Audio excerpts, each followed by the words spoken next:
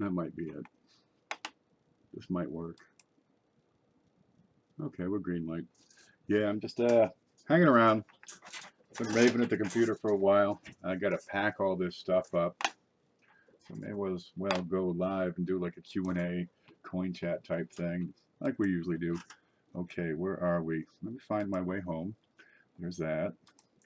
Here is the chat. Okay. And yeah, that's what I got. Now I got to make a picture for the front of this. So we're gonna run over here for the screen for just a minute. There's a screen. Let's find a whole screen. Screen. That's what I see when I watch you. So I keep an eye on, stuff.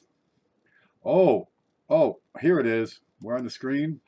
There. I told you, Fuking Chinese. Really, that's what it looks like. It's, I'm not swearing. Okay, but I got to do this. Let's see if we can see this. Because I got this make your own meme. Let's see. Yeah, that kind of works. I can shift that over. Yeah, this is what I use for photo editing. It's called Paint. It does the job. Okay, I got a picture of me holding up some boards in a field. I'm just going to add some text. How about this? And that might work. Well, that's way too big. One moment, please. This takes a few moments. For some reason, it really slows down when you change the size of the text. Oh, come on. It's not that complex. I think that's about right size. Let's find out. Okay, will work. That might be too big. Okay, bring that down. Move it to the middle. Let's make that bold. How about? Will work. Oh, it was bold. Oh, okay. No matter. Will work for coins. There. And that'll be the picture I use for the for this thing. You know what's on when it's on the YouTube video page. Will work for coins. There. And I'm going to save that. How do you save it? File. Save as. Where's this going to go? Will work for coins. There. That ain't too bad. Okay, now we can go back to this. Find my way to here. Move it over. Catch up with chat. See what everybody's saying and doing. Okay. Oh, geez. Look at all the people that showed up just out of the blue. We got, who do we got? Gone Fishing. We got Lincoln. Brian Hooper. Shelly H. Paula, do you ever go to bed? Coin Hunter Lopez. That's a new name right there. Coin Hunter Lopez. Well, we got to welcome you to the show. We just talk coins. When you see the late show playing, we're just talking about coins. Usually I'm doing something, get some work done or whatever I'm doing. Oh, you can't see nothing. There it is. So I gotta get this stuff packed away is what I'll be doing. Hey, that's my hitchhiking sign. No, really, it's a great sign. You hold up some boards, right? Where do we go? Screen? Yeah, you hold up a couple of boards and take a picture and you can make your own meme. Works pretty good. I got a bunch of them. Let's see, I gotta find my way home again. Got that. Got to here. Home. There. I'm set. Lincoln, Paula, Brian, Gone Fishing, Coin Hunter, and Ken. Coin Dragon was on. I got a notice that he was on, so I went and checked, and he stopped streaming like a half an hour ago. All right, well, I got some stuff in the kitchen cooking, so that's in place. I'll cook up some rice with it, have some chicken and rice, or I'll get some noodles. I cook the chicken, then I get the chicken out, use the water and make the rice, or in this case I'll make the noodles and add a little cornstarch at the end, so it's kind of like a gravy. Add some chicken stock to it because it's kind of thin, being just 2 pieces of chicken. Rip the meat off and throw it in, stir it up. It's good eating. Cheap as dirt, filling, tasty. Works for me. This is the package that I got to look at my notes. Who won this? Good Lord, who won this? Oh, here it is. I didn't write down who won this. Who won tonight's show? Anybody know? Oh, God. I'm going to have to watch the whole thing all over again. Let's see. Oh, should be on my mail. Aunt M won that today. Winner. That's actually Anthony.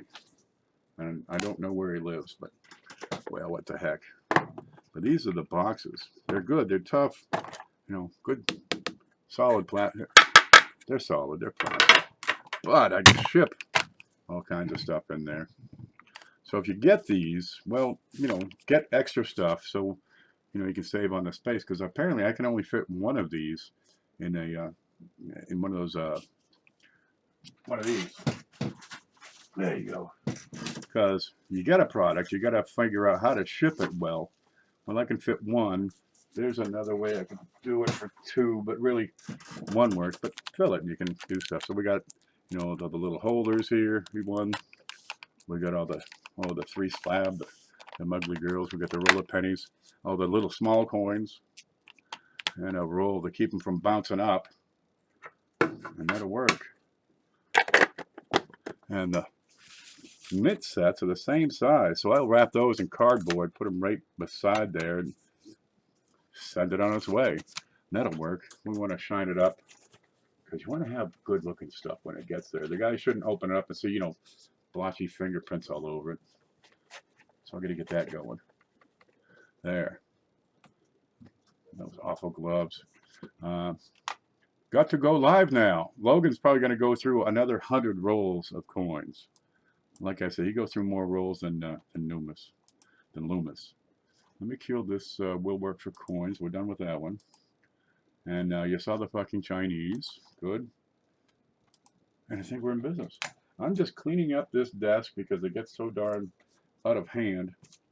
And I want to get stuff put away properly because I pull it apart. Yeah, I got the holders.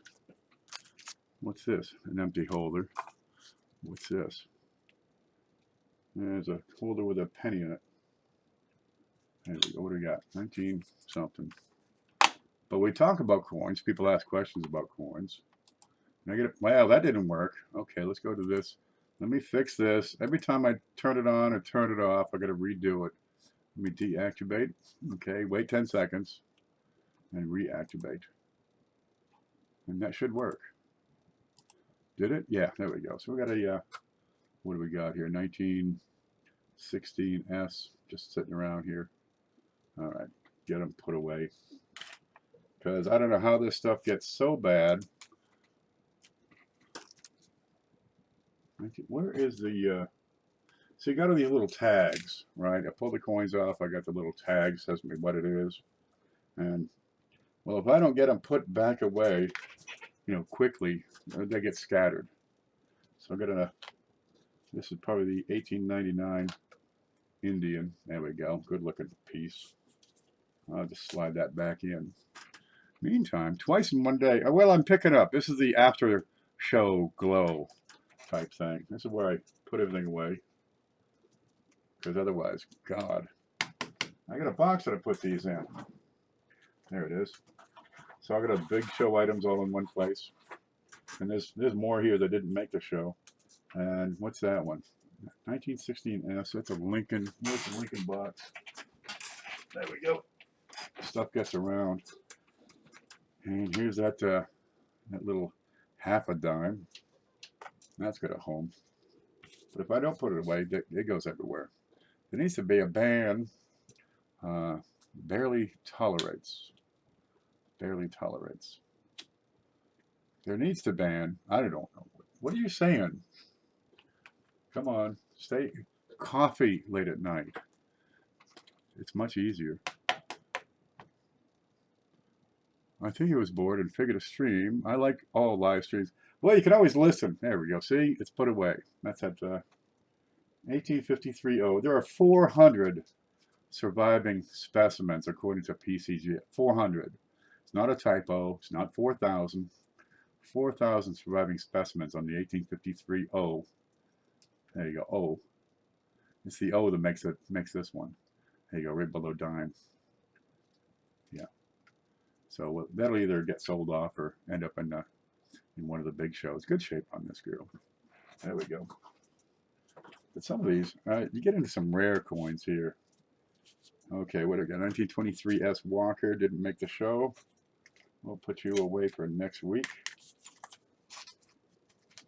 Yeah, we got a whole bunch of half dollars coming up next week from Bill J.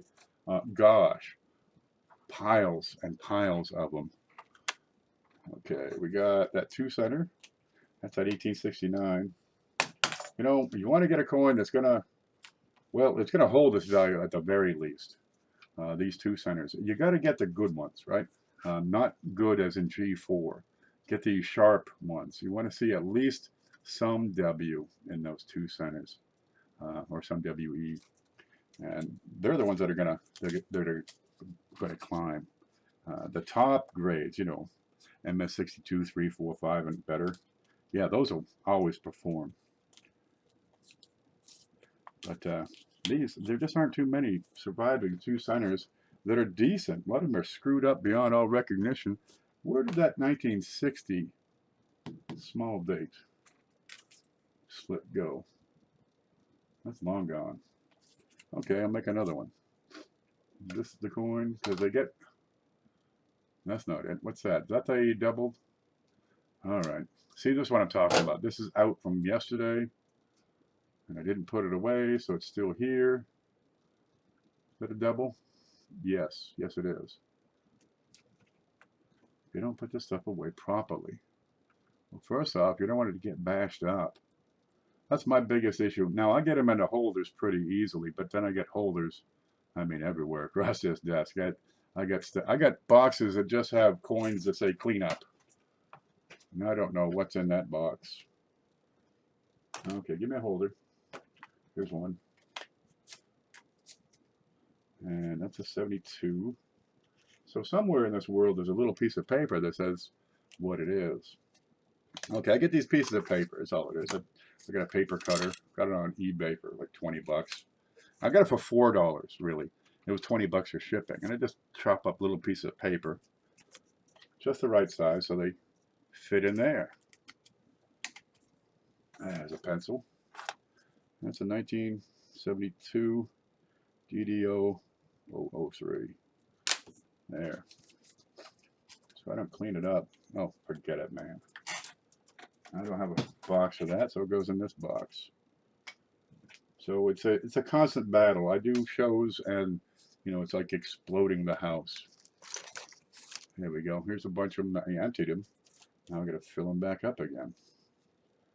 It's a challenge. If I don't, what do you got here? Here's an Indian. That'll go in another show. What do you got here? What do you got here? Break's over. See you all another time. Okay, Dana. Here we go. Here's a 1859. One of those thick copper nickel Indians. You know, they're a bit thicker than the regular little ones. First year of issue. So there's no L. L didn't show up till 1864. Right in here. No, it's sideways anyway. Yeah, that's a decent looking piece. It's not screwed up. And it's before, you know, the next year they added the shield. Okay, 1859 VF. 7,000 survivors on that one. Reese's here. I try to keep up with the chat, but I get going on everything else. I miss the chat. And I really should do a show where I don't actually do a show, I just do the chat. So that's what I'm trying to do right now.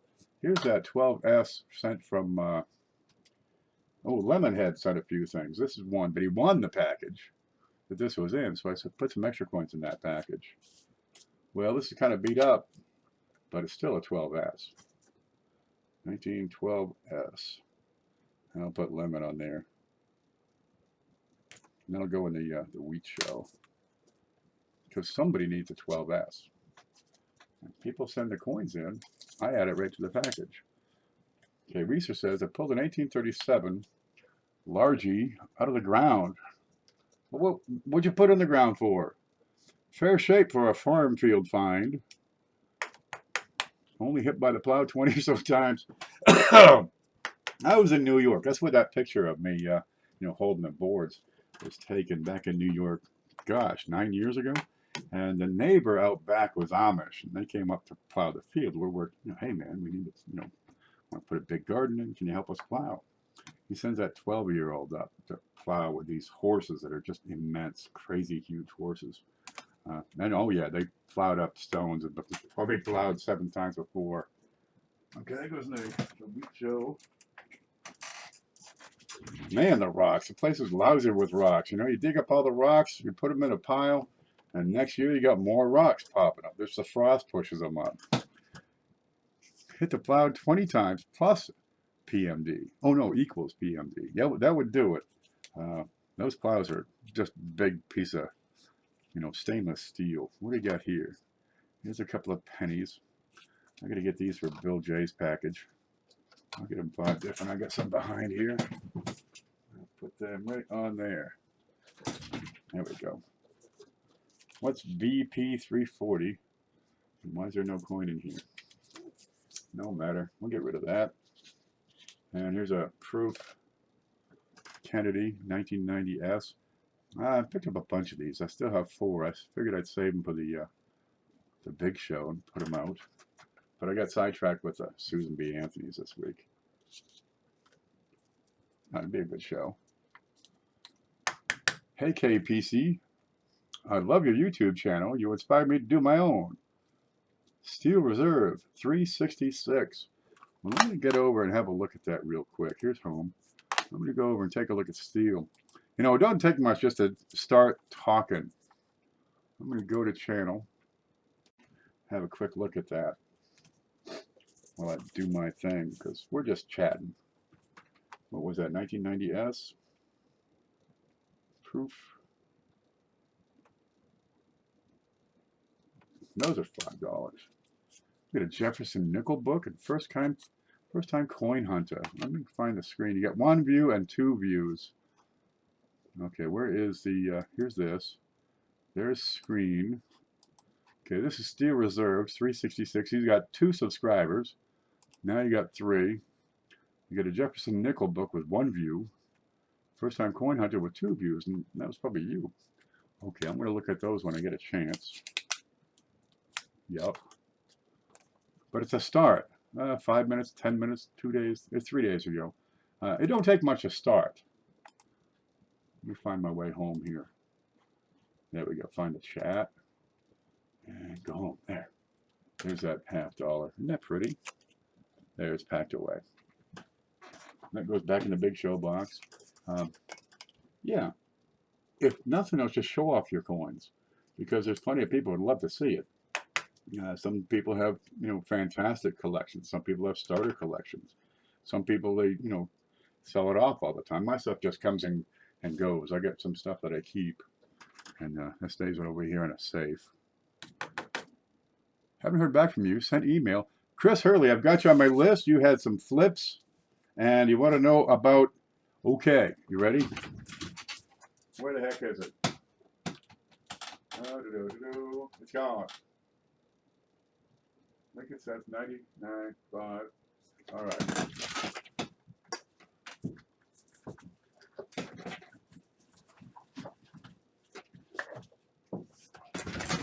You were asking about Whitman book number 2. Okay, or Whitman album number 2. That's a folder, and that's an album. Okay, the albums have the slides. All right, the folders are cardboard, inexpensive, and you know, you just stuff a coin in there. Just that's all it is. I can show it over here. Okay, now I've got number 2 that goes. That's number 2. Matter of fact, 1941 to 1974. It does not have the slots for the 60 small date or 60D small date. It doesn't have the 55D double die either. I mean, come on. Why would you put a 55 double die hole in a cardboard? You're not going to stick that coin in here. Okay. So you got 3 extra slots at the bottom over here for varieties. Now those are $4. Okay. But the only number 2 album I have is that guy. It's number 2235. If we can see that. We can't see that.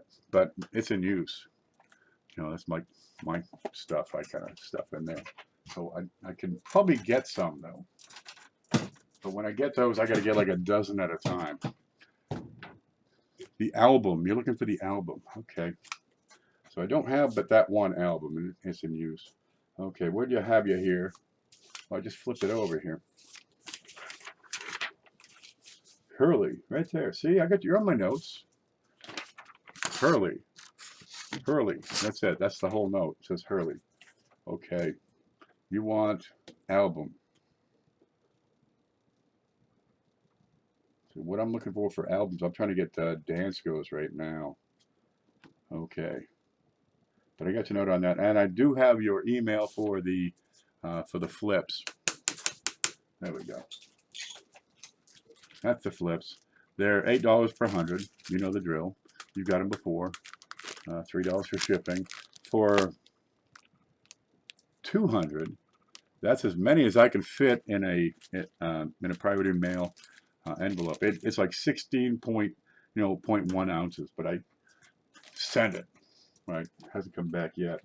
And the shipping on that is $5. So it's a little savings. The more you get, the more you save. And I've been doing the 3 red boxes, right? And I can do those with 300. But I find that the price of the boxes is going up. So, well, we'll do the 3 for 300 or 300 flips, 3 boxes, $33 shipped until that batch runs out, and then it'll probably have to go up like $1 for the heck of it. Yeah, I have you down for 100 flips, and I'll get that invoice out to you later today. Yeah, you're here for. I got Bill Wheats and Bill Hurley, so I got some billing to do. But right now I'm just cleaning up the desk. If you want those, let me know. I got them. If you get the book 1 and book 2, it's $7.50. Save you a little bit. Small date Lincoln is one of the small and large date variety. I've got one here somewhere. Where'd it go? Oh, here's several. There you go. Those are small dates. Okay, and they're $6 a piece. They're beauties. Let's see if we can pull one out. I had one out. Is this it? No, I don't know what that is. I get these misfits. I don't know what they are. They end up, they're orphans. There's a 2015. I don't know what it's doing here. I got to check Liberty. It's probably a double die. Okay, set that aside. Here's a small date. Now I got to pull out a 60. Where would I have a 60 right off handy?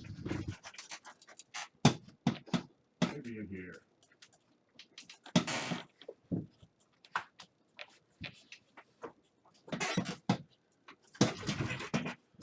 See, this is why I like to do this, but it scatters more stuff. How can I buy a Lincoln Cent album and that Indian Head penny you just showed? I would like it for my collection. Here beside my head is an email.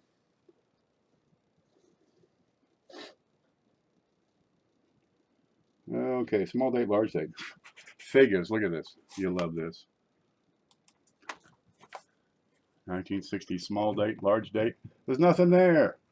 Okay. I had done a show and awarded the prize twice, which included, the small dates and large dates. And I had to find the darn things. Well, I didn't have them, so I butchered some albums. Anyway, let me know what you want. Send an email. That works best. And then I'll send you an invoice. And we'll make sure we get all our, T's crossed and I's dotted and stuff. Why doesn't this go in? But the albums, I don't really have those to spare. Folders, yeah, I got folders. That's the albums, right, where they have the rate slide. These are wonderful, but they're, the $20, the $30, the God knows what. It depends on what you're getting, and is it a Dansko or a Whitman. And the slides pull out, you pull in your coin. It keeps them pretty, low acid.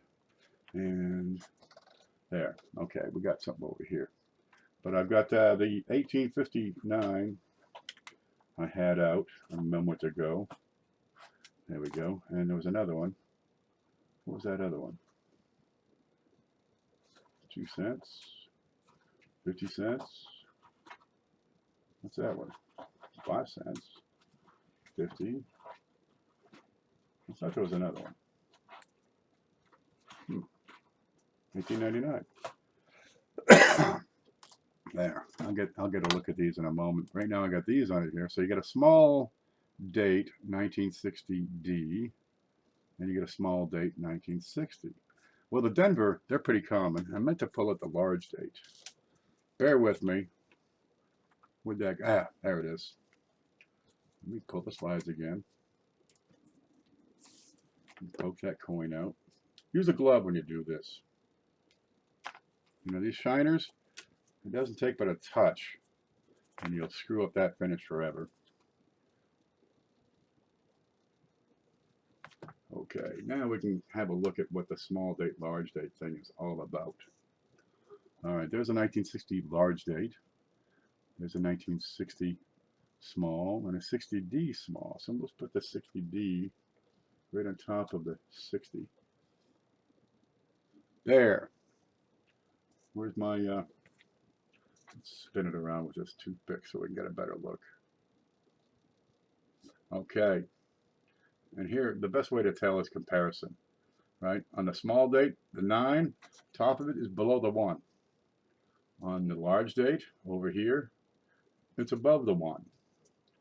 Okay, on the 6, the way the top swoops, it just barely crosses the center of that 6. Whereas over here, it's big, it keeps on going. And the size of these 0. But it helps if you have a reference. But if you don't have a reference, we'll just look at pictures. I got book 1 from you already. Okay. Did I empty one of the Whitman out? Did I empty one of these out for you, Chris? Oh, wait. I know what you mean. Okay. You're referring to the bookshelves.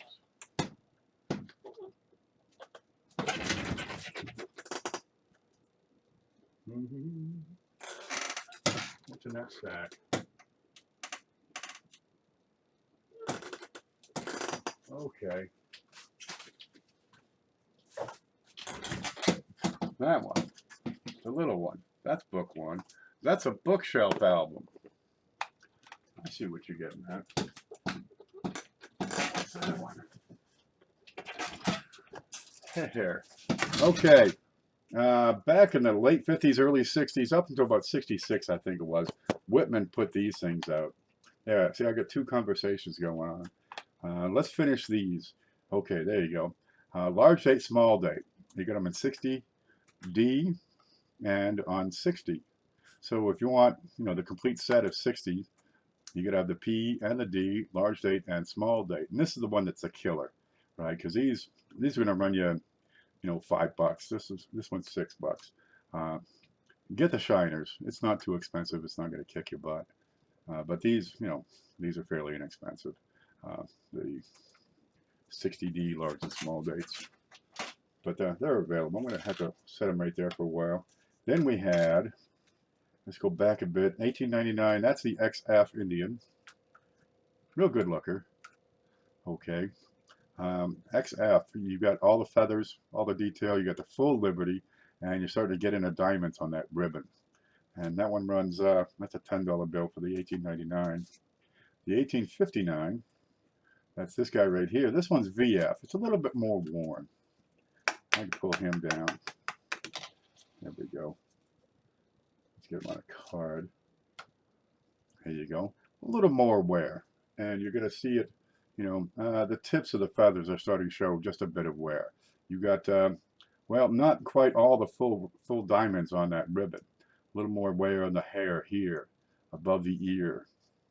See if I can pull that down. Well, right around the center is where it really starts to show. Below IBER. But you still got all the letters. And on the reverse, you're starting to get some wear in the leaves. What's going on here? Does that look normal? Okay, that looks right. But this comes in at VF. It's still, decent shape. 1859 VF, $47. There are 7,000 survivors on that. It's a good one. You'll like it. But pick out what what you're talking about. Because I don't know if it's the 1899 you like or the 1859. The 1859s are made out of copper nickel. They're kind of gray. They're not coppery color. Kind of neat. Okay, now we're on to Chris Hurley. Okay, right? This is the big Whitmans right there. That's number 9112. You know, you got many pages. This one runs from 1909 to 1995. These are like, you know, 21 bucks, 22 bucks. But back in the day, they made these little things. And these are great albums. Really, they are. Um, they reflect the same size as those little thin cardboard ones, right? Now, their book number one, which is 9405 right here, right? That runs from 09 to 40. What Chris wants is that one, which is 1940 on. Okay, this will tell you when they stopped making the darn things. What's this say? Oh, it's a photo. All right. So the dates on this one run to 1962 because, well, you know, 1963 wasn't made yet. So there's an example of what Chris wants. Let me set this over here. This one is still in use. I need to empty it. Okay, but that's what it looks like. These are wonderful little albums. We'll never focus here. I don't know if I was taking them in or putting them out, but, well, this is the shape it's in right now. Now, if you can get these without writing all over them, because some people like to write on them, because, you know, it doesn't have the dates, and I guess they can't look and say, oh, that's 1965. No, they got to write it in, so that they say, oh, it says 1965. Of course, they put the wrong coin in, or you know, something that looks like this. Well, that's what it is. But they got the posts. Oh, no, they don't have the posts. They are stapled, right? But you got to watch for, oh, dog-earedness, because the corners will get worn. Here you go. Sometimes the center here will fray, much like you have on this corner. All right. And this is 94. What is the number on that? That's 9406, whereas that one is 9405. But I think I know where I might be able to get some new ones. But I think I've only got a couple of these. This is that's number 29. Which means some of these are special. Oh, you're going to love this. Let me pull up my spreadsheet. Made a plastic cover. Yeah. Plastic cover.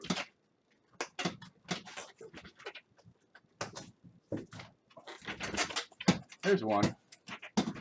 I get these, you make these business plans, and you need to put it together nice and pretty. So you get these report covers, and you put take a report cover, and you can just wrap the coin album with it. I got a video on how to do that. Just scissors and tape. That's it. It is that simple, right? There you go. Scissors and Scotch tape. But it's going to give it some protection. Yeah, you can. If I can get the camera right, maybe you can see the scuffs on this plastic. Maybe you can't. Well, it's kind of scuffed, but rather than put the scuffs on these little bookshelves, because these are so nice. I collect albums. We got all kinds of stuff here. You got, yeah, that's number 2. That's number 1. That's number 2. Then you got to have the big Whitman. There's number 1. Where's that other one? Okay. There's number 2, which runs 1996 onward. And again, they're on the staples and posts, so you can add pages. And this will fit several. Come on. You got all kinds of room in there. But this runs to, what's that run to, 1909? Yeah, there's Lincoln on a log. No, that's Lincoln presidency. That runs to 2016. Okay. They haven't even finished printing the 3rd page yet. Then you got, oh, let's see. Here you go. You got the folders. All right, here's the green ones, and I had one full of Lincolns, but well, it was kind of old and ratty and smelled like a basement. These are the Meg rigs. They got 4 pages to them. I'm gonna have to put that up. Let's look over this way. There's my stinking desk. Okay, you got 4 pages on these. No, that's a Whitman. That's right. That's the, what's the name of this one? Coin folder book in this series. That's a 19, no, that's a date. These are $4 back in the day. Date on this goes to 1958. This is, you know, a 1960 book here. And that's number 9207, which is Jefferson Nichols. Yeah, there's my set of Jeffersons. I'm not doing my job here. Come on. Look at that. That's just pitiful. Okay. But I got on a binge and said, I want to get, you know, some of these albums. Then you got, where's that? Where the hell are those? Where the hell are those? Oh, these are neat. The U.S. Mint started putting these out. Okay. Now these, that's a U.S. Mint album. This is Lincoln 3. I don't know, man. These are Whitman products. I saw it somewhere. What bothers me about Whitman, you got U.S. coins. And if you can see under this little sticker, it'll say made in China. No, God. But they do have the good corners, right? They got the steel brace on the corners. They're a step up in quality. These will hold up better, right? That's your U.S. official mint. These look pretty. You know, they get stars and shit on them. I've got all kinds of stuff in here. I don't know what it is. Huh. Well, there it is. Okay, those I like these. They're better. Those will keep them. But you can't do anything about this corner. I mean, what? You're going to have a hinged piece of steel in the corner? Well, at least we got it here. Okay, then we got the, where'd those old ones go? Right there. 1, 2. Okay, you get the library of coins. They're a little different. We go back down here. Okay. These are cloth bound at the back. Kind of a neat thing. They don't have any steel or staples or anything. If you get these dry enough, this should split right across here. But it showed me what I need to do to fix that big book I got. The Library of Coins, Volume 2. Because Volume 1 is Indian cents. That's 1909 to 1940. Okay, the Coin and Currency Institute Incorporated made these. Copyright 1958. Check that out. So these are, you know, when coins were kind of just getting mainstream and the companies were coming out with new products, that's when these came on. But this is one of the first ones that had the sliders. Now the problem I find with these is they get old, they get crumbly, and then the cardboard seems to disintegrate. I think this is a higher acid. So I'll have to empty these and wave them bye-bye, but I don't know what's in here. Here's a VDB. I probably sold off the early S's. Yeah. What else we got in here? There's 31 S in there. 22, 24, 26. Mostly picked it out. There's nothing here. Oh, that's right. I sold off 34 to 39 batch, I think it was. That's why that one's empty. And they got part 2, right? Starts in where'd it go? Let me find what I'm seeing. Yeah, part 2 is 1941 to 1974, but it's part 2, volume 3. The OCD crowd are just gonna have a hard time with this. All right. They seem to hold up best. The cardboard is dense. The binding is straight. Right. See the way it's flat and flush. So when you open the pages, one page is connected directly to the next. The way this is taped. So I pull the next page, and that's connected directly to the next. These guys, where'd they go? They're stapled down here in the center, down in here. So you can see, you know, give it time, and those staples will give out. And the cover is glued on the outside of the staples, and sometimes it lets go right in here. All right. Well, you can repair them as best you can. I found different ways. I could do a whole video on how to maintain these things. This top cover, it's glued to the cardboard, right? You can see the cardboard in there, but you have the top cover and the bottom cover. See the gap there? That's where the slides go in. They're glued to the cardboard on these strips right in here. You can just about see it. But every now and then, right here at the thumb, at the tab, that's where you get a rip. Okay, well, there's a way to fix them, but you got to be pretty tight. You get a nice, cardstock, and you glue it up, stick it under there, and then you take an X-Acto knife and carve out the holes that you still need. But you got to, well, you got to do it all. Take all the coins out because you want to press it and have some, some plastic sheets, some of these in there. And I use acid. Remember those report covers? Where'd that go? They're gone. Okay.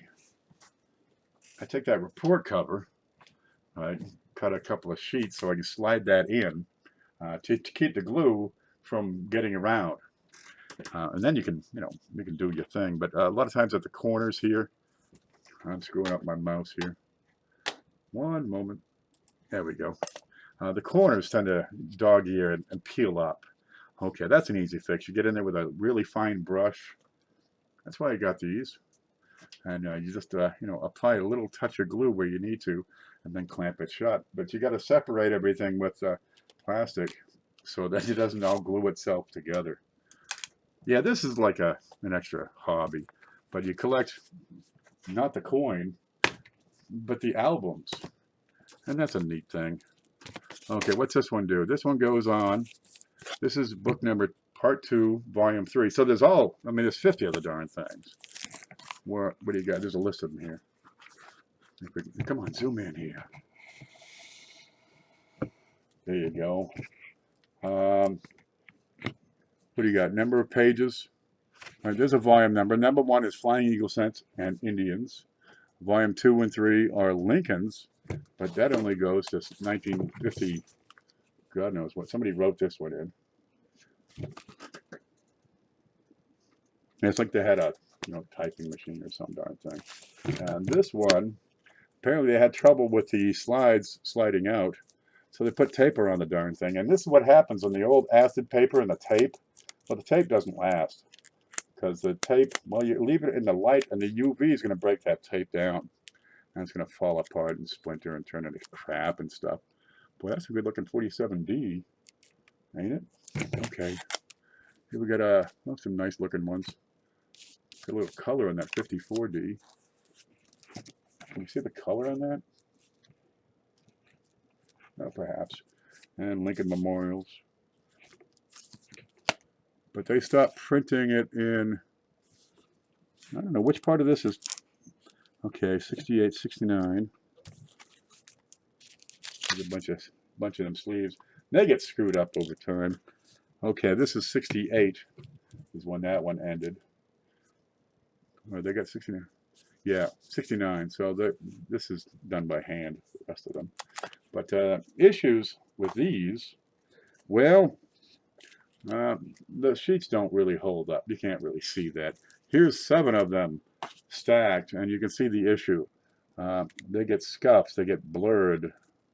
Okay, well, do what you can. But you can take those report covers, and, well, that's your measurement right there. Just put it on, trace it, cut it.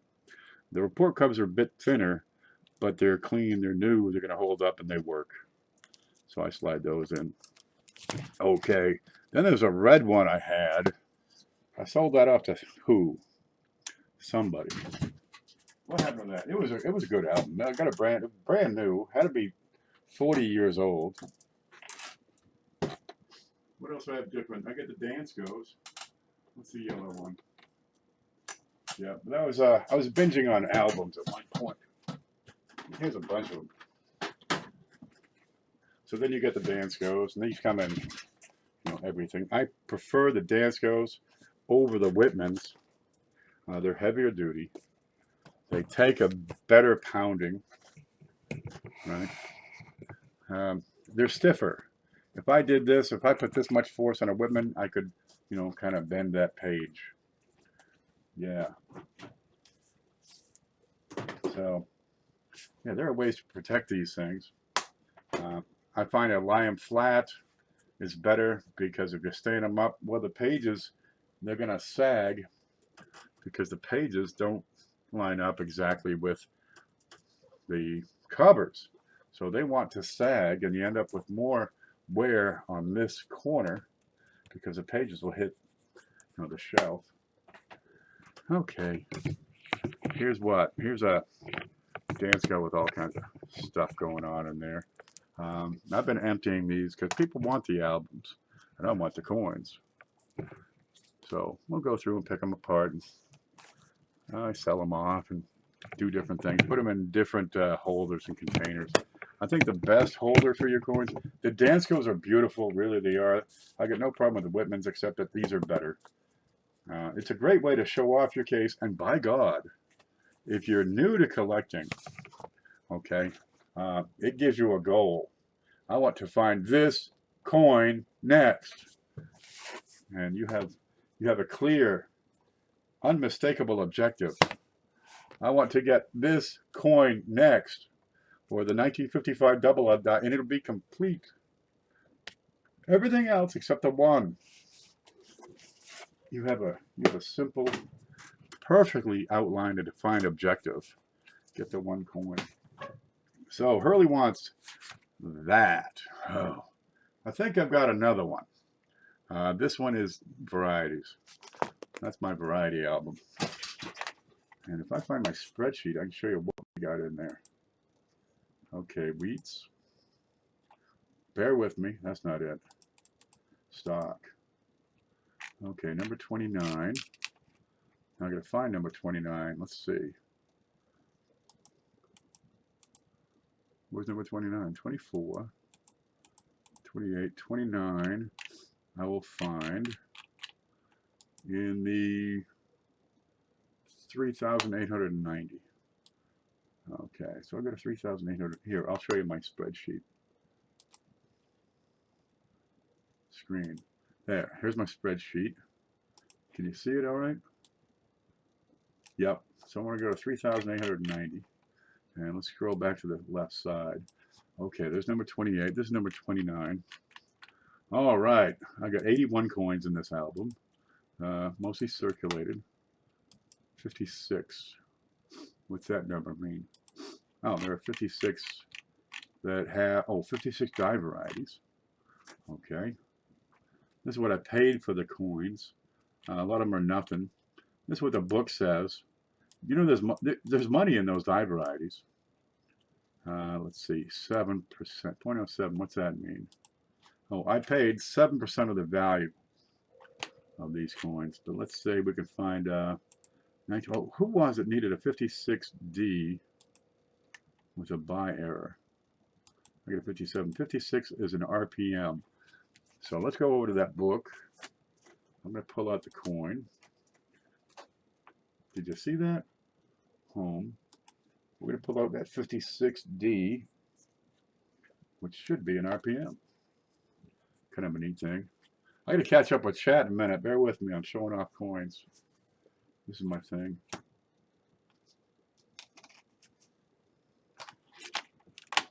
Okay, scope it. There's a 56D. And my spreadsheet says it's an RPM. So we're going to go down here and have a look and see if it really is an RPM. Can you see it? You're looking a little up and over, a little hook up at the top. Looks like a flag. This is RPM number 5. And that's using nomenclature from Konica. There you go. And it kind of tails over. Let me see if I can get in a little closer on that. That's it. That's what all the fuss is about. Now, you got to get all of them. That's what an RPM looks like. And I can try to tilt that, and maybe it'll show up a little better. Steel Reserve. Oh, check out his channel. You love wheats and BU? Have you seen my 43s? Those are just nuts. Oh, Steve Garrett's here. Hey, Chef. I guess Chef is here. There he is. I found some beautiful reds, early dates, 59, 62, 71, 81, 82 to 3. Keep them, baby. Thinks he has rolls. You got rolls of SVDB. I can get you 20, 30 bucks a roll. Just say the word. Probably more, 32, 33. I got you covered. My money's good. Guaranteed. You love wheats and BU. What do we got in this box? There's a 52D, looks real, you can't see it. Home. There's a Shine 52D, so I'm going to have to look and see what the issue is on that. Let me put this away. That's the 56D. When you put your coins in these things, you know, press them in with a glove because you don't want to stick your finger all over that nice coin. There we go. See that? You press it in. Use a glove. That should go on neat and easy. And then slide your top over. That's as simple as it gets. But mind you, every time you slide the slides in and slide them back, you know, in and out, you're going to scuff that slide. And then you end up with, you know, you can't see a darn thing through it. Okay, what are we looking at? 52D? Had to be over there. Let's see what the heck that is. Pull up my glove here. Give a little push. This is where these things come in. So handy. You just slide your coin onto there, so you there. Right? You move it around with that. Yeah. Put your coin wherever you like. Wiggle it. And I want to put it under this camera. What we got here? Scope. That's a 1952 D. You see anything wrong with that D yet? What's going on? Why is it in this book? It might be just backfilling. What's going on with that L? Okay, I'm going to go to the screen, go to the spreadsheet. Here we go, 1952D. Should be choice BU and RPM, which should be D over D South. Konica number 14, Copper Coins number 14, or Wexler RPM 14. That's what that should be. Where'd it go? Scope. D over D South, huh?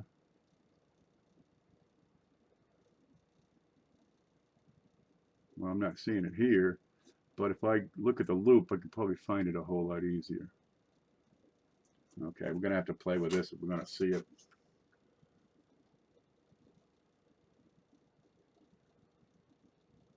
Maybe. The scope doesn't pick up what your eyeball will. Okay, now we're going to load a page. All right, I'm going over to Konica, load a page. Konica, where'd you go? Yeah, Variety Vista is the page here. Screen it. And can you see it? Yeah, you can see this right up here, Variety Vista. We're probably going to get some lag.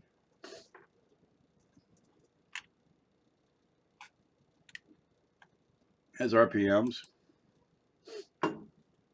And we want RPMs, not OMMs. I want 1952D right there. Number what? What the hell was the number on that? Number 52D. There. Where the hell did you go? Number 14. 5, 7. There's lots of them, baby. All right. I should see a little bit to the right, lower right, and possibly a little loop in the center. Okay. He's showing. Oh, that's clear. Should be down there to the right. Go back here. Look at the scope. To the right. That don't look like no goddamn RPM to me.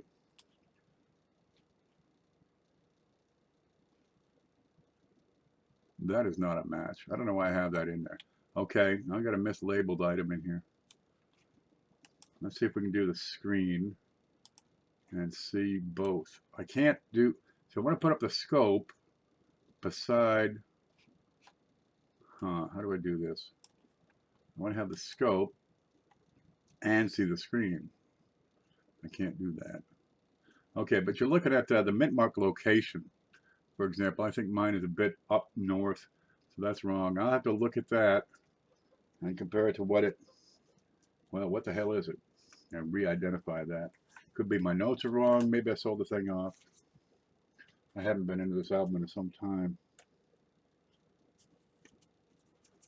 Well, that's why. I've got a store on my blog that is so darn obsolete. Dude, I gotta totally just remove it and start over. Because people want everything. And really, I could sell this stuff as fast as I could take pictures. Let's go home and find the chat. But anyway, this whole set, supposedly, just about everything in there is a die variety. Kind of neat. I know the 41 is out because I was taking pictures of that, and that didn't go back in. I've got a couple holes I want to fill, right? I mean, we've got RPMs. I don't know about that. That's probably a buy. What's this one that just showed up out of nowhere? 1953. Where's the scope? 1953. What's the issue on this one? Oh, it's a buy. It's not really a buy. It's a Lincoln die break number 4. See that? It's got you got the hockey puck at the bottom of the R. That's just a die chip. But I like these. How's the rest of it look? There's some die deterioration up there. See the little horns? See the horns on the E?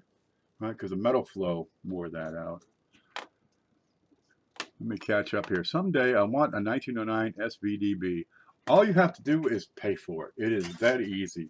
You can get one for a decent one for $500-600. Yep, here it is. It goes in that slot. That must have fell out when I took out that other one. Okay, that's kind of a buy error. Okay, but you can use your knowledge to your advantage. Stop doing this. What are you doing? Home. There we go. Right? You know what coins are worth. You can find people who are going to buy coins. Get the darn things. As you improve your set, sell them off. Sell it. Keep the best and sell the rest. And improve your set that way. And you can have anything you want. Really, the hobby will take care of itself. I'm at a point where I'm making enough on the side that, well, I just do this now. I don't bother working for a living. But if you want a 1909 SVDB, all you got to do is pay for it, baby. Let's go home. Don't go to screen. Here we go. 1909. Where are you? Oh, that's the wrong chart. Here's prices. Okay, SVDB. I mean, $500-600 you can get one. You want to spend $1,000? You got it, and it's a damn decent one. You want, slabbed and top grade. Really, how much do you want to spend? But $1,000 will give you a pretty darn respectable piece, and not that many people have completed a set of Lincolns. I did, and I sold off the SVDB and bought more stuff because that's how I roll. But use your knowledge to advantage, and you can have a complete set. You know how many people have done it? Where did my thing go? Stand by. I'm having your troubles. Home. There's the chat, and there's this. Okay. And Lincoln Central has 2 completed sets, and that's because I let go of mine. He's got 1 Lincoln. Let me pull up my blog real quick, and I'll show you exactly what his looks like, and it's legit. Okay, screen, and here's my blog. There, Lincoln Central has this coin, this very coin, and helped him fill a 2nd complete set of Lincolns. That's why they call him Lincoln Central. You thought I was the god of Lincolns? No, man, my name ain't Lincoln Central. But this is a great coin. He got a fine price on that. I call it fine 12. Right, you get a little bit of toning on here. The wood grain. It's a good sharp S. This is die number 4. You want to complete the set of Lincolns. Learn about the SVDB. There are 4 different dies used to produce that coin, and then some specific markers on there. He has a little die chip in the upper half of the B. All right, there's a little die chip over here.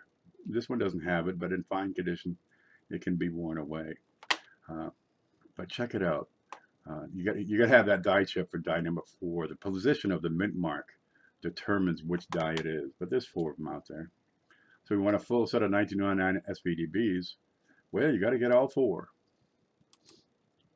There's home. Let me find the chat again. There. I think I'm in. Now I'm looking through my 56Ds. The 56D RPM number 5 was the first RPM I ever found. This is back in, I don't know, 85, 86, when I first got a loop. I'm going through everything. And yeah, I said, geez, that's funny. All the great discoveries start off by somebody saying, that's funny. That's when I first learned about, RPMs and double dies. I said, you mean these things are worth money? Well, sometimes. There's not a lot of collectors. Well, it's gotten a whole lot bigger, let me tell you. 30 years ago, very few people were doing this.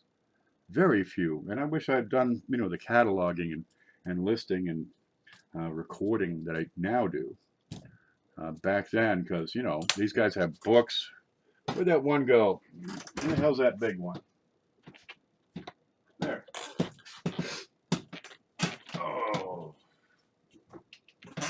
Had I started recording stuff back in the day, I'd have something like this. Right? This is Wexler's book.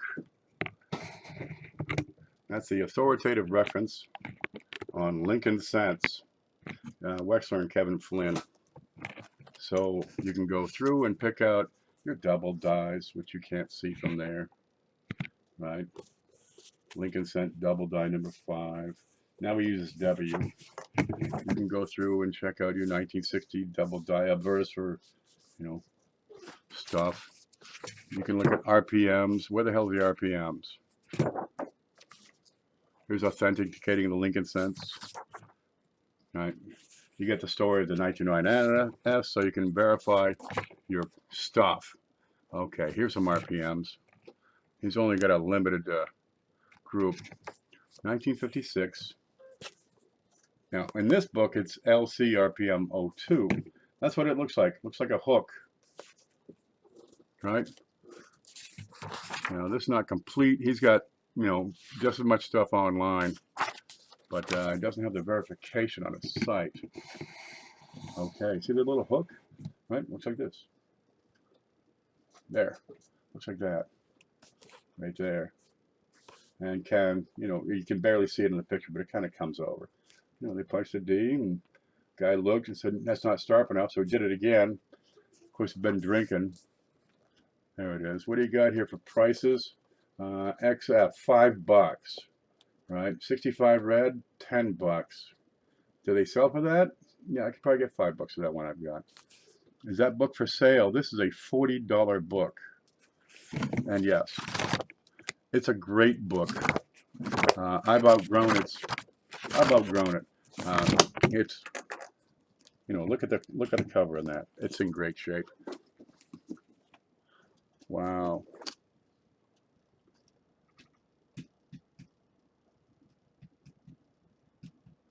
This book is yours if you want it. That's all you got to do. Just say, I would like that book, and I will send it to you. You're going to like this. Okay, look, here's a 43 bronze. We sent a care package to Lincoln Central. He just had surgery. He's a good guy. We want to perk up his spirits, give him a good thanks for just being it, because he supports these shows. And we sent him a care package. Right? Bunch of people got together, they chipped in, some coins. We did kind of a big show. Kind of, threw in some extra stuff. But they kept on contributing. That's the thing. They kept on contributing. You already have the package, but more came in. So this is courtesy of Laura Blade, myself, and Jonathan Raymond. Jonathan Raymond in here. This is already yours. Won't cost you a thing either. Because we want to thank you for everything you've done in supporting all our shows, all our channels. And because it's a great book. You'll like it. Yeah, that'll work. Yeah. Okay, you'll have it in a few days. I forget everything I knew about coins, and that book will help you remember. It's in there. First off, it's in great shape. The binder's barely cracked. I wonder what I knocked off that time. I can't really move it open. It's a big book. It's 8.5. It's a full sheet, 8.5 by 11. So I'm kind of limited on the space here. There's lots of words, lots of pictures. If you got some crayons, you can color them. a lot of fun. There you go. You do each letter in a different color, like red and yellow. It's good for all ages that way. Nice grab. You'll like this book. Darn it, Lincoln's quick. Here you go. Here's 1909 has a bunch of double dies. This is on a BDB, right? Yeah, it's good. You'll like it. Okay, let's find the contents. See what's in there. Here's dedication of Wexler and his old man. Okay, table of contents. Here's what's actually in there. Can we see any of it? No. Damn it. Okay. Design. How to use the book. Reference system. You know, where it explains what these numbers mean, like LC DDO 003. Okay, you got to explain the nomenclature. Let's see, rarity rating, because it's got extra bits in here you don't see on its website, for example. How rare is that coin? How rare is that die variety? Interest factor. Ooh, I like that one. Interest factor really adds a lot. If you get a high rarity and a high interest factor, you're gonna get the price. The aluminum, that's probably really rare. Other useful tools, you get how die varieties are made.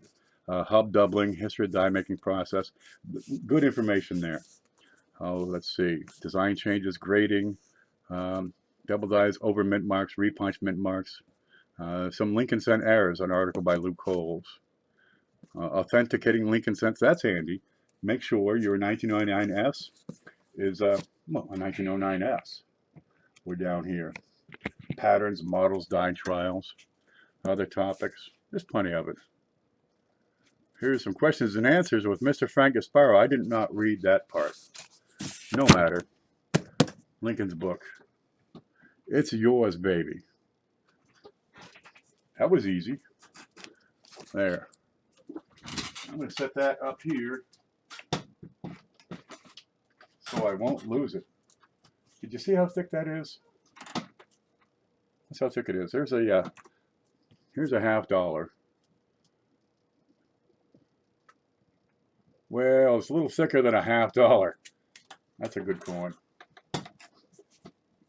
There, but Laura Blade, Jonathan Raymond have pitched in, and yeah, we got that coming for you. Do you have any other reference books on half cents? Yes, but not for sale.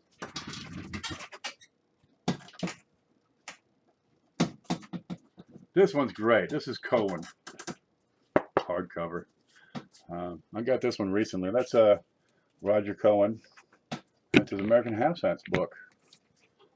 And this is neat, the way he did this, because he goes through charts on, here's your obverse die, and then there's a reverse die. So, he's got the orders of how these things came in, how they're paired up, right? You got 2 obverse and 3 reverse, but then you have another obverse, and then several more. So he's got the, the emission sequences. Oh, let's see what we got here. See if I can show that. Yeah, that's a good one. This is part of my reference library. Real handy. But that covers the the half cents. And that goes through others. That goes through the the late dates. All of them, all of the half cents. Get that one book and you got them all covered. That's a good one. But I got them for Tuesday. I got to get the VAM next. I think that's next. The emission sequence, same as die marriage, but I got die number 1 on the obverse, right? I got 3 on the reverse. Then I got die number 2 on the obverse, right? And that starts in over here, right? So I got die number 2 over here. And then I got several more dies on the reverse. So it's the way it goes, because you can have, a variety on obverse die number 1, but nothing on obverse die number 2. But you should get the same reverse die on both of them. So that's the sequence that these things came out. Half cents were, yeah, they were early. Have I got one here? I got a couple coming, I'm sure of it. What do I have here? I don't know if I have one here. Don't I have an 1809? I'm running out of room. I got so much stuff piled up here. This happens every time. Oh. I just pile it up until it cannot take a pile anymore. Yeah. We'll hear a big thud soon enough. We've got a 1/2 cent here. It'd be in this box, I think, if I had it. This is a super box. Do-do-do-do-do. I'm not seeing it. Dude, I can't keep up with all this stuff. It comes, it goes. I write numbers in them. I try to keep it in order. Sometimes I sell it 2 or 3 times before I realize, oh, I don't have one of those. Oh, there's a half dime. What's that? That's a 2 cent. If I have one, I don't know where it would be, but I'm sure there's one around here somewhere.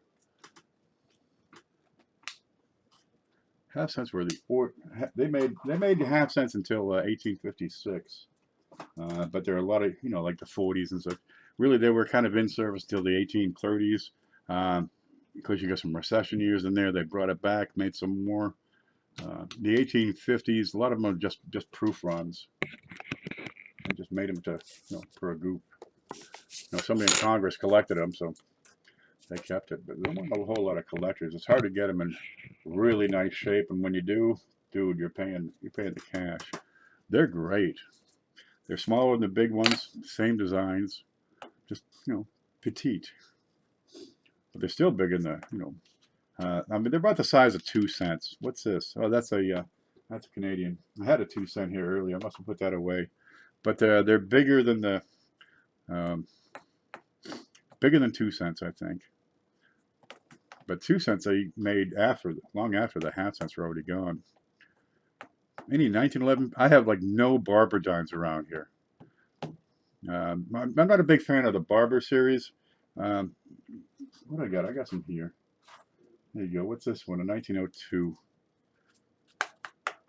Just the relief is so darn small on the back. Let me zoom this up. And they use the heck out of them. I mean, you're talking, you know, 60s, 70s, 80s. Is that right? 90s, teens. They end up getting worn to hell. They just use the heck out of them. They didn't use so much folded money. They use these old Barbers. And the relief on the reverse is very, very low. And so many of them, so many. You look at them and they're shredded. It's common that the rim wears well into the letters. I like to see them, if I do get them, I want to see wingtips, right? All too often, you got no detail, you know, to the ribbon. I like to see the letters in the ribbon, right? I want to see the letters all the way around, so that's what I want to see. Okay, I don't mind grime so much, but I want to see something on here for detail, but the relief is so low. A lot of times there's nothing to them. And it's when you can see in here, the letters, this is too big. When you start to see the letters of Liberty, okay, you're getting better. You'll usually see one right here, maybe the Y. Let's see if I can bend that. Yeah, you get a Y, and that's it. But there would be Liberty right across here. But a lot of people, this is what they know what Barber to look like. Lots of good detail. The back, I think, is a better design. It's more of a federal design. The feathers, they go all the way to the tips. You should be, you know, stars, and you get the stars up here. You got the stripes and the bars on the shield. Feathers in the tail. I got an orange bar. You and I are the class clowns. Who's Barber? Was it George? George Barber? He's the designer. Yeah. Good night, Coin family. Special thanks to Ken Peavy for just being human and not afraid to support others. Very big thank you. Steel, keep making videos. All right, we'll get you some watches. I mean, you had four views so far. It's not many. It's a start. It takes a lot of videos. You just have to stay constant. You know, make a video once a week, once a month, and just stick with it. Stick with it. I make money on the videos. Not a whole lot. Where's that thing? Let me show you this. Where is it? We'll open this up over here. I've had one check so far, so it's a start. You know, go to screen. And here's the numbers you get on from YouTube. We're on screen? Good, I can smoke. So I'm going to smoke while we look at this. You get these, all the statistics.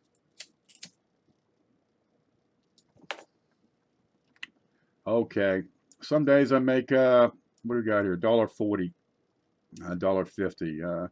What do you got here? $1.46. This is a good day. This past weekend, $1.71. I've had 2.25 some days, right?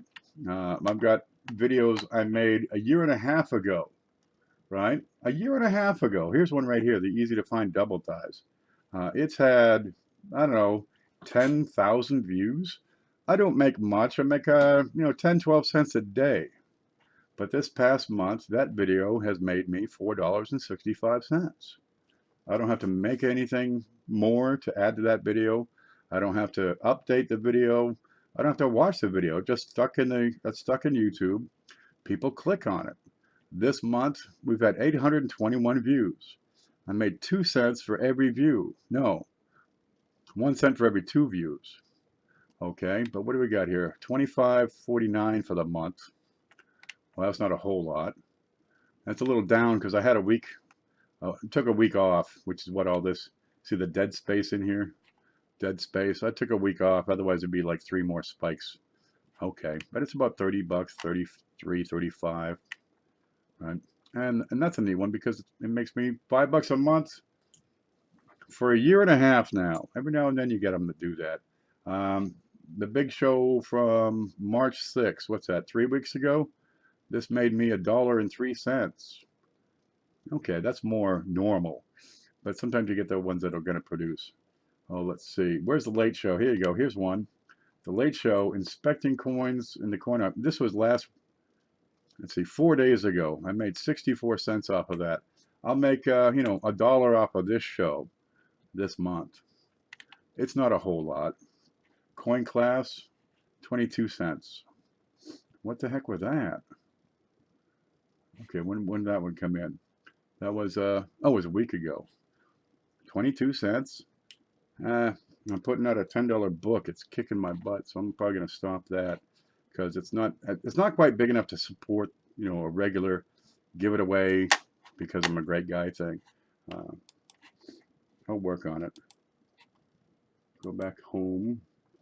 Home. There's a scope. Let me find the chat. There's a chat. Then I pop this up. There we go. So stick with it. It was like 2 years before I made, $1. I got my first check in January. I'll get another one possibly next month. I probably need to make $28. If I hit the $28 mark by the 12th of next month, I'll get a check on the 28th. I don't really get a check. They deposit it in my account. But it'd be an extra $100. So why not? Stick with it. What about Flying Eagles? 1 cent. There may be a couple floating around here. Where beats a hell out. Look at it. You don't want to see this mess back here.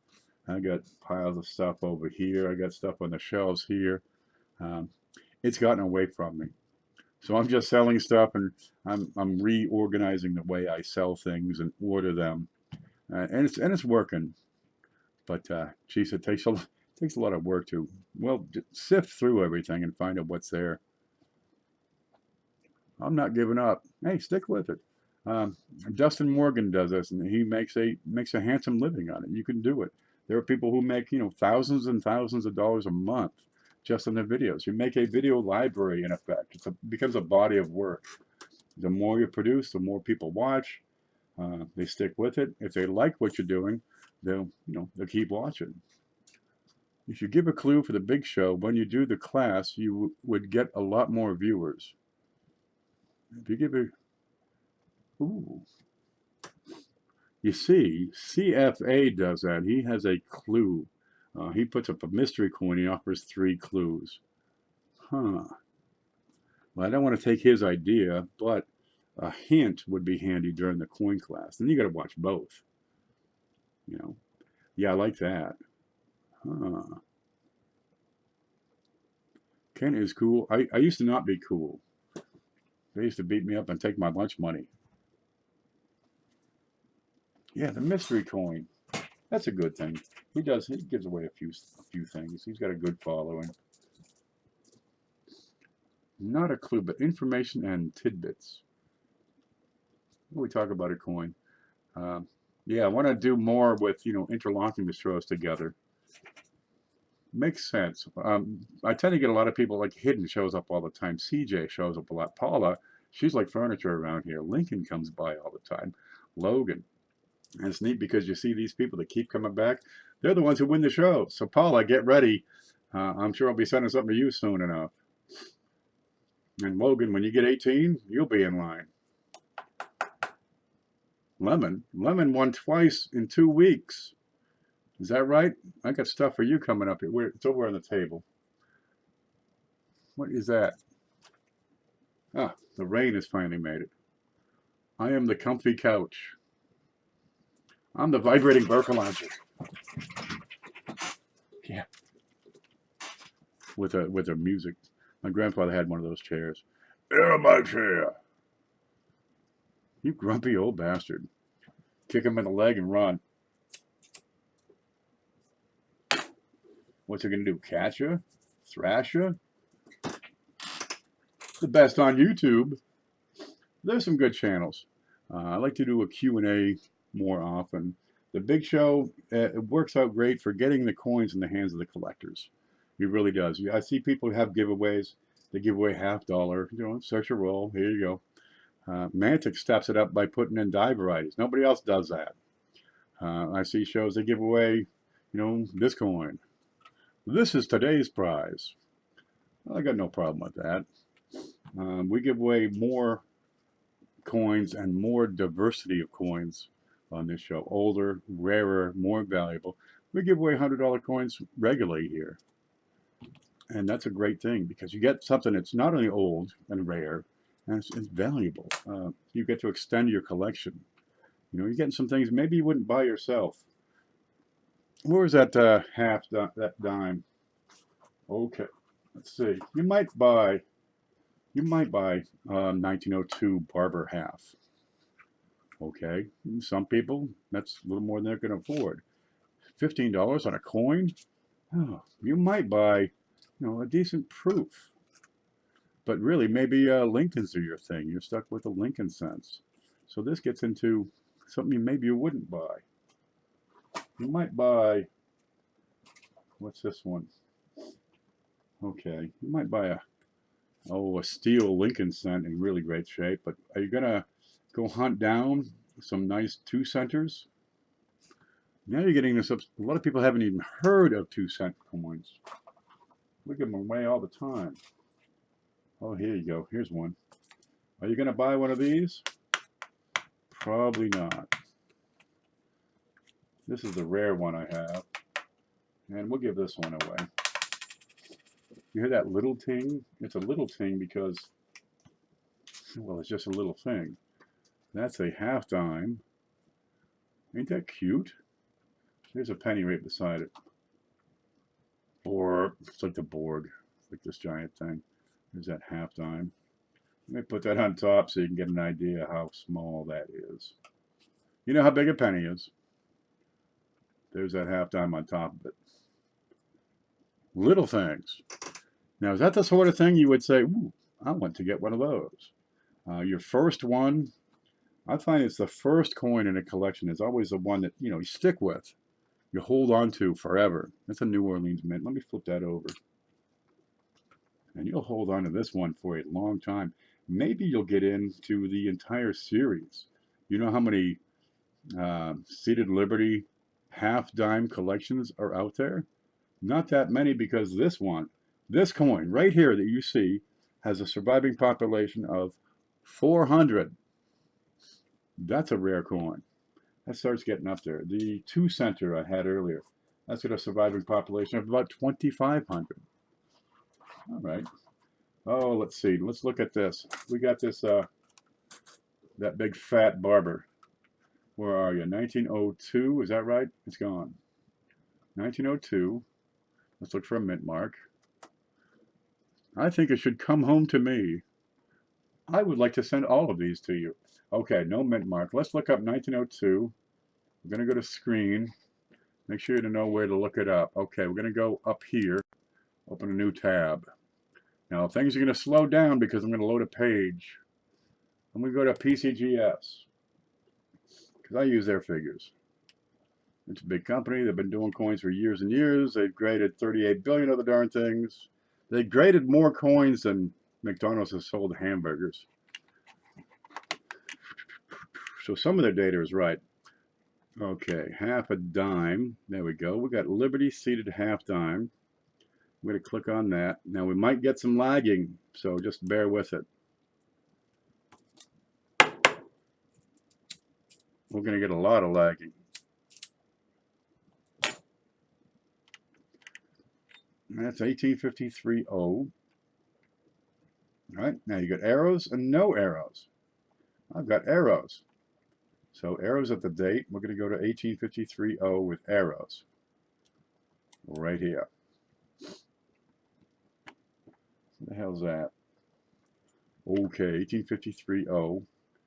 H10C is half dime, half 10 cents, with arrows, which is what we got. Right? Looks just like this picture. That's not the thing I want to click. Scope. There it is. No. There it is. Half dime. 1853.0 arrows. Back to the screen. Okay, they made 2.2 million of them, but you got to realize in 1853, 1863, 1873, 1883, 1893, there weren't many collectors. In 1903, you had 2 coin dealers in the U.S. Okay, so your surviving estimate is right here for all grades of 400. 400, that gives it a numismatic rarity of 6.2, fairly rare. And by type, 3 out of 6. These seated half dimes, they're tough to find.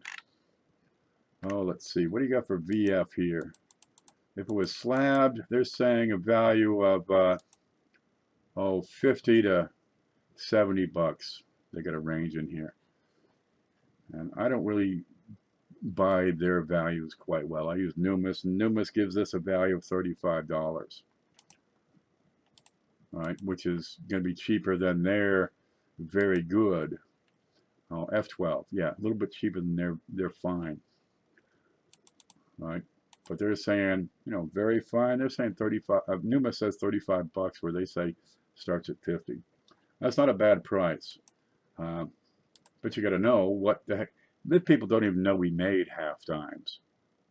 And there's plenty of people can't even see the darn things. So get out there now. I wanted to look up. Let me scroll back. Let me go back a little. Let's look up that 1902 on the barber. There we go. Where are you? Where are you? Okay, barber half. Where are you? Right there, barber half dollar.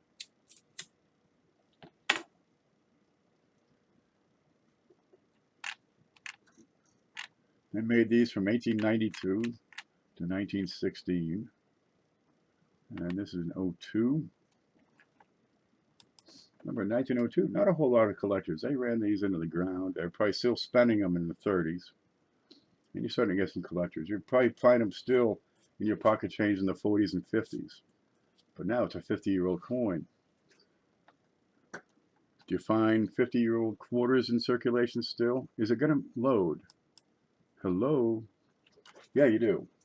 50 years ago, it was 1967 quarters.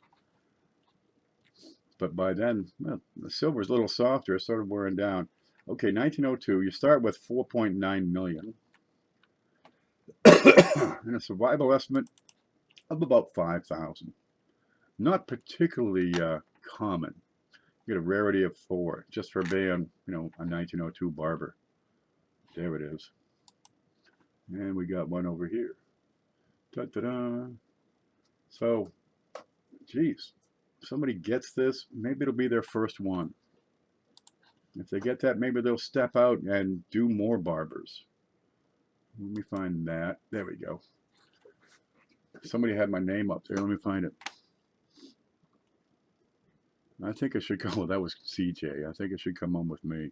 Captain Picard says, There's a doubling of wheat here on the back of N, E of 1. So now we both have, so we now have on both sides.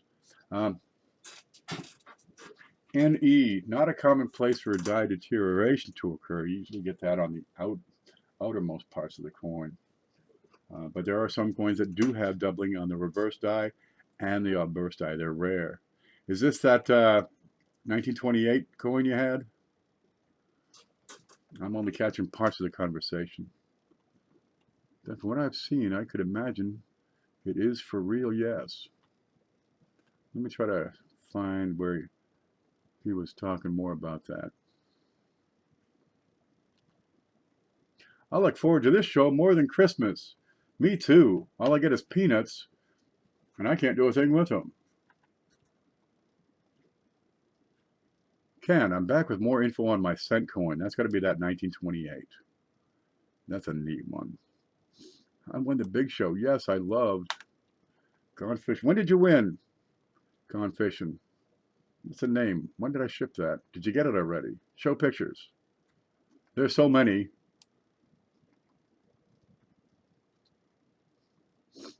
Captain Picard. Yes, looks genuine.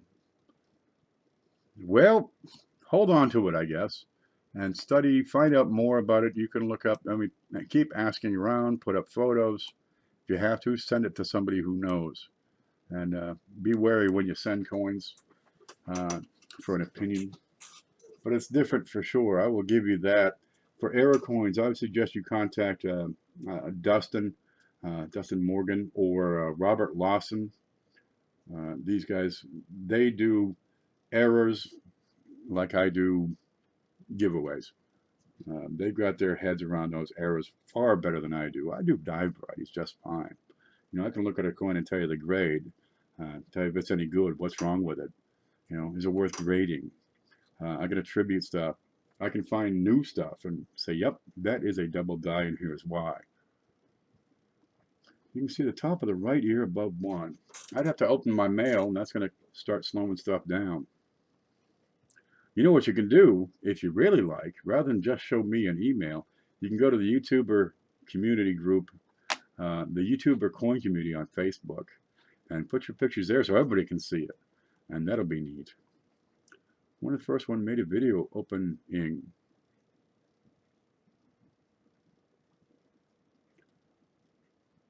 One of the first ones. So you made a video. Okay, now I'm going to watch Gone Fishing, and let me make sure I mark this. I'm going to open his, there we go, go-to channel. I don't know if I've even subbed you Gone Fishing. Make sure we get you in the video directory for sure. Yep, but you'll find, yeah, both Dustin and Robert Lawson will be in the Coin Up group. Robert Lawson has spun his own Variety and Errors group, which talks just about, you know, varieties. Well, here we go. Welcome to Gone Fishing. So, well, I'm subscribed. Okay, let's put this up and have a look here. Screen. Here we go. Here's Gone Fishing's channel. He's got to add a banner picture there. And we got opening coins from the big show. Look at this. Man, I'm sorry. I've missed this altogether. So let me get over there. Give you 23 views. We're going to have to show this off. I got my package today from Ken Peavy. I won the Sunday Big Show on the Ken Peavy show there. Well, I'm gonna see what's I answered the question first. We're going to open up this package. This a month ago. Almost 2 months ago. Let's get into it here. Okay, if you want to see the rest of that, you got to watch it yourself. I'm gonna save it. I don't want to show you the video and cost him views. If you want to see the rest of that, you got to get over there and watch it. We're gonna go home. I'm gonna bookmark that, by the way. There we go, so I can watch the rest later. I give it a thumbs up. Bookmark done. There you go. Definitely get over there and watch it. That's Gone Fishing's channel. That's John Bass. Okay, scope. Find the chat. Okay, John, we found it. I'll watch the rest, but I'm not going to put it here because then nobody will watch. They've already seen it. We're going to give you credit for that. Yeah, head up. Take a moment. You know, I'll go use the bathroom. How long is that video? Hello. It's 3 minutes and a half. which is exactly the amount of time that I need to go to the reading room over here, read a chapter, and come back. So click on John. Gone Fishing, you've got a wrench. Why don't you post a link to that? Because I can try, but it might not work. Copy. So I'm going to post this, and there's 20 people watching. There. That might work. It's on YouTube, so it should work. Shay's watching too? He might be. Maybe Mrs. Shay is watching, but I need to use that restroom. Give me a wrench. Ugh. I don't know if I can. It might work. I might have too many. Captain Picard now has a wrench. You will not abuse that or I'll take it away.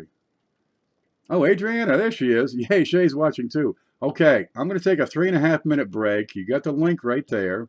1, 2, 3, 4, 5, 6 items up in the chat. And that's going to be Gone Fishing's show. Open up the big show. Yeah, you watch that. I'm going to go read a chapter. I'll be back. Oh, gosh, I'm getting stiff here. Intermission.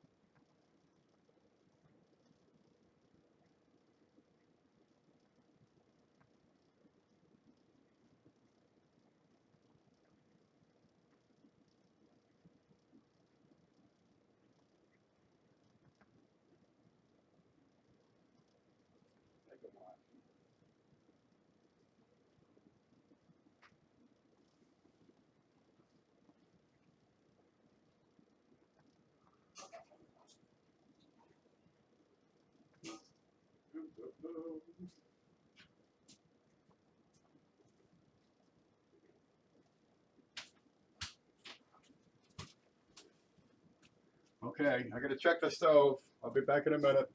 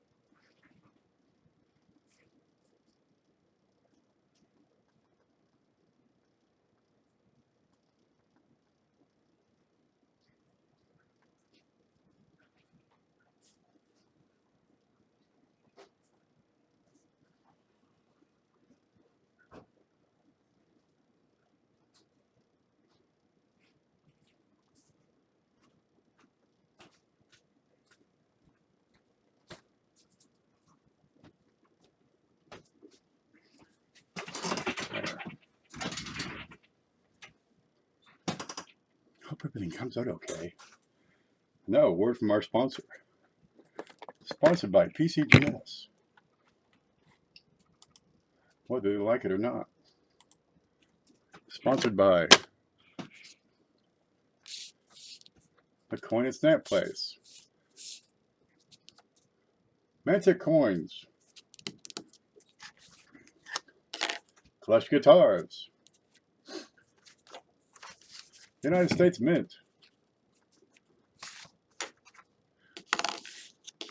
The U.S. Navy. Again, link for my coin is in my email. Remove wrench. And you keep the wrench. You'll like it. It's pretty. Odd movie. Let me fix this. There we go. That's fixed. Now, where's our sponsor? Swan soap. What is Swan soap? Is that like the funny shaped soaps we used to get when we were like 5 years old? When we make bubbles. Read the last chat, says Logan. How much work will you do for my 44 DDO?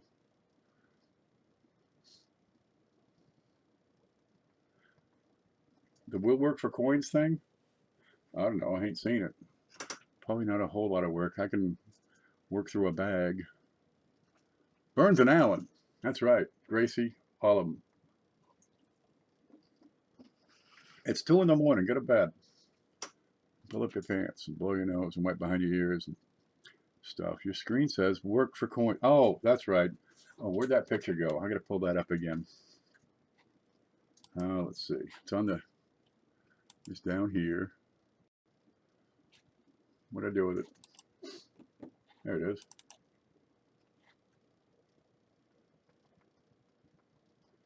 Screen. If I can get that to ever show up. This is how long it takes to load a file off my damn computer. I hate this thing. It's slow. I had an 8088 that was faster than this. You know, a 94 that I built out of parts. Yeah, will work for coins. Okay, go back to the chat and let's do our thing. Did you watch the Gone Fishing show? Here it is. There it is. Home. Got it. Joking, Logan. It's 11. Okay, you can stay up. But you got to be home when the lights come, when the street lights come on. Get a job and cut your hair. Go to church. Get married. And then what? And then collect coins. By God, look at what you can do. You know, if you're gonna grow up, you may as well do something fun. Look at this. That's the whole point of the big show. We're gonna put some coins in somebody's hand that they don't have. Right? Okay, you get some things that maybe it'll help fill their set. You get some things that they don't have. They can't find. Oh, let's see. Some things, you know, I like to throw in a buffalo here and there. Maybe not this one. No, I'll get them to mow around that livestock shelter. That's what that'll be. Yeah, you want that one? Here's a mower. Put some gas in the mower. Get to work. I'll cook some hamburgers. When you're done, they'll be done, and there'll be a nickel beside your plate. Pocono, put him with that Columbus coin I gave you. Where the hell is that thing? Where'd that go? What are these? I don't know.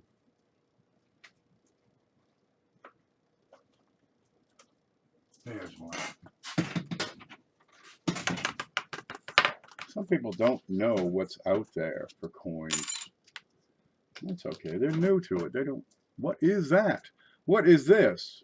A Columbus? What is a Colombian $50? They've never seen it, never heard tell of it. You know, back in 1892, they started out with these commemorative coins. We've been barely minting coins for 100 years. What better way than to start out with Columbus? So they had the Columbian Exposition, you know, because, geez, 1492, 1892. So you get the Chicago World's Fair, call it the Columbian Exposition. And to commemorate the event, you know, 400 years since Columbus, they said, let's make some $50. You know, we could sell them for $1, double our money. Hey, great. And so they started that in 1892, and then they had it again in 1893. So you get a couple of dates here. And they kept on making more. Now, they didn't make more for how many years? I mean, it's the 20s before they really got into them again. And they made them right through the 50s. And they took off for 25 years. They didn't make any. They started again with George Washington in 1982, because that was 150 since he was born. And, well, they did a couple more, but it was in 1986, right?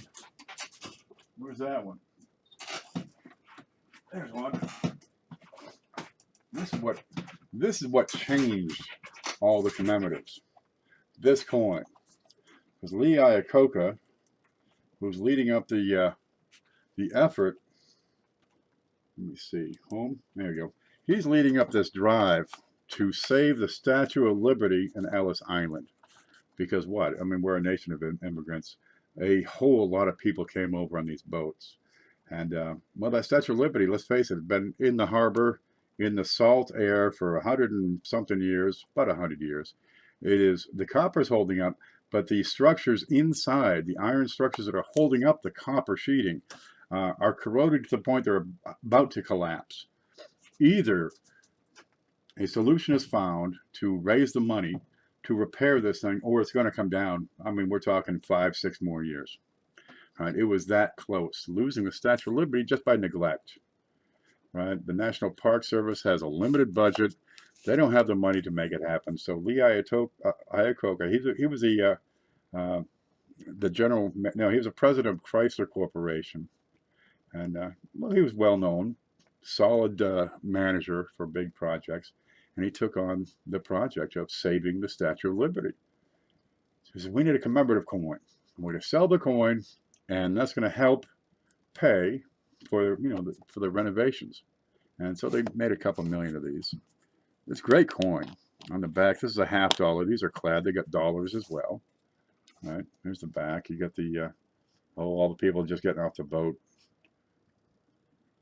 We probably show it off easier over here. But because the proceeds from the sales of these coins were so darn effective. There we go. Were so darn effective in saving the Statue of Liberty. It opened the floodgates for piles and piles. So you got Olympics, USO, Special Olympics. Oh God, that thing. Where's that? Let me pull that up. Where's that Special Olympics? Oh, let's see. It's in the coins. I'd have to pull that. I'd have to kill. All right, I'll do it a different way. Okay, we'll go over to, here we go. I can't pull it off the hard drive because I'd have to kill the camera. That'll screw things up. So bear with me here. And then you get a whole, just bullshit coming into it. Geez, you mean you'll make a special coin for our cause and we can sell it and Congress pays for it and we get the money? Oh boy. Well, that's got abuse written all over it. So we're going to go to modern commemoratives here. So, well, geez, now as long as you have a cause, the U.S. Mint is going to be your fundraiser. Well, as long as you have a cause, let's put our favorite people on the coins. Let me find this one. Olympic. Okay, Statue of Liberty was the second one. It was 82 with Washington, the Statue of Liberty. Then they did Congress. And then you get the Olympics. Let's see, where the hell is that one? You know the one I'm talking about. That was $1. Okay, $1. I'm over here in the PCGS. Here's the screen. There you go. Okay, Olympic dollar. Gotta raise money for the Olympics. That was, okay, they did the dollars in 83 and 84 for the Olympics. Then came the Statue of Liberty, which really threw the gates open. Okay, let's find the Special Olympics. What year was that, 99 or something?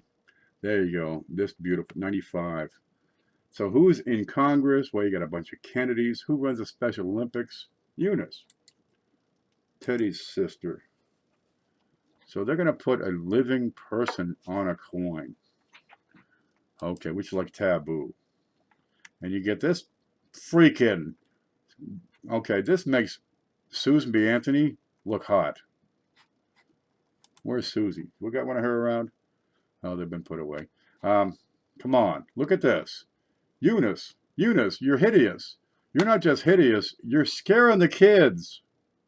Oh, God, but you got a Kennedy put on a coin. Well, you got John Kennedy. Let's put his sister on. Well, she is the leader of the Special Olympics, and they took a massive loss on these coins. It ended up costing them money.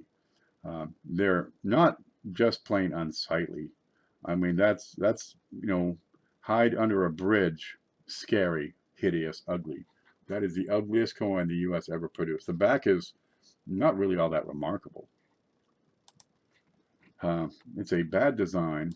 It was a politically inspired design.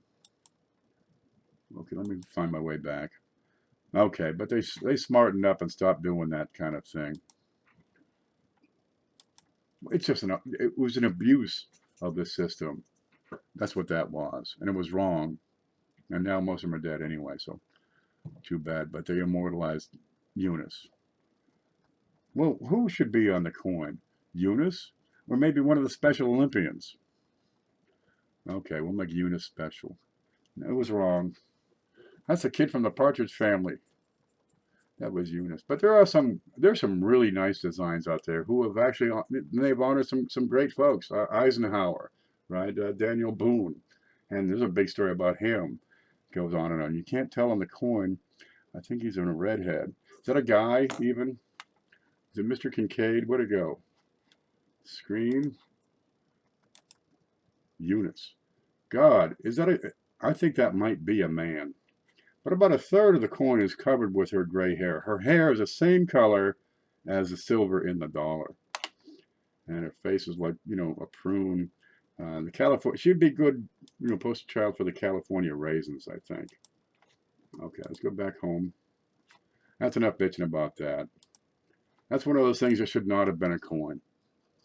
Because it wasn't about the Special Olympics, right? They lost money. It wasn't about the coin program or the commemoratives. It was about Eunice. It was about the Kennedys. And that's wrong. Trump is a gold dish. I don't know what that means. Goldfish? I don't know what that... They can put him on copper. It'll look better. I think it's the tanning boost. I saw Happy Days dollars today at the coin shop in my videos. Outstanding. What's a Happy Days dollars? From the 50s? Well, check into it. I gotta try to keep picking this up. I still have not smoked this cigarette. I've been trying for an hour. We've been on for almost 2, so expect any time to start getting some drop frames and lagging. Now, during the intermission, while I was in the reading room, did you check John Bass's video and watch that? Kennedy curse. They're still playing. Well, let them play. Joe P. Kennedy made big money back in the 20s by running bootleg moonshine. That's where their fortune came from. And of course, they got into better things, you know, actual legit enterprises, and that's all well and good. But it built up a lot of power, you know, being mob, a lot of ties. I think it was a wrong turn. Kennedy himself was a great president, did a lot of good things. He set us on the path to get to the moon. He avoided nuclear war. That was great. Started the Peace Corps. Okay, great. He did great, but the whole Kennedy clan, there were some wrong things going on there. And Ted had no reason to be in power. Come on. Ted was a damn idiot. Joe was a true gangster. Then he married well. Well, John married well.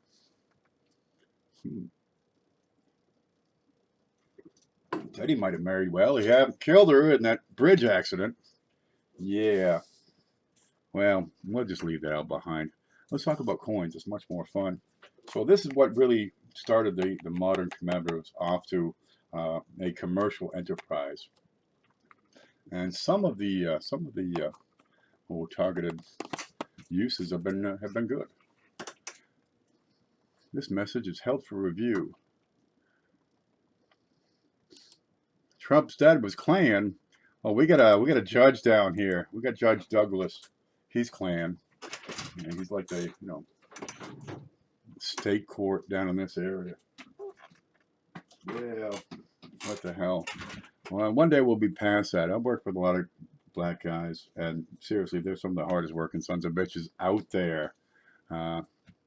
Dude, Tellus is the strongest. I've never seen anybody as strong as that guy. He was tough. Well, he still is, I'm sure. I don't work there anymore. I'm in Florida. Yeah, the Klan is a wrong turn as well.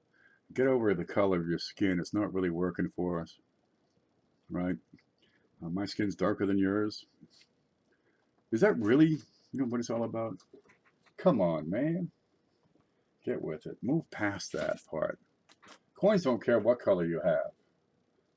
I hear Columbus was rather olive-skinned.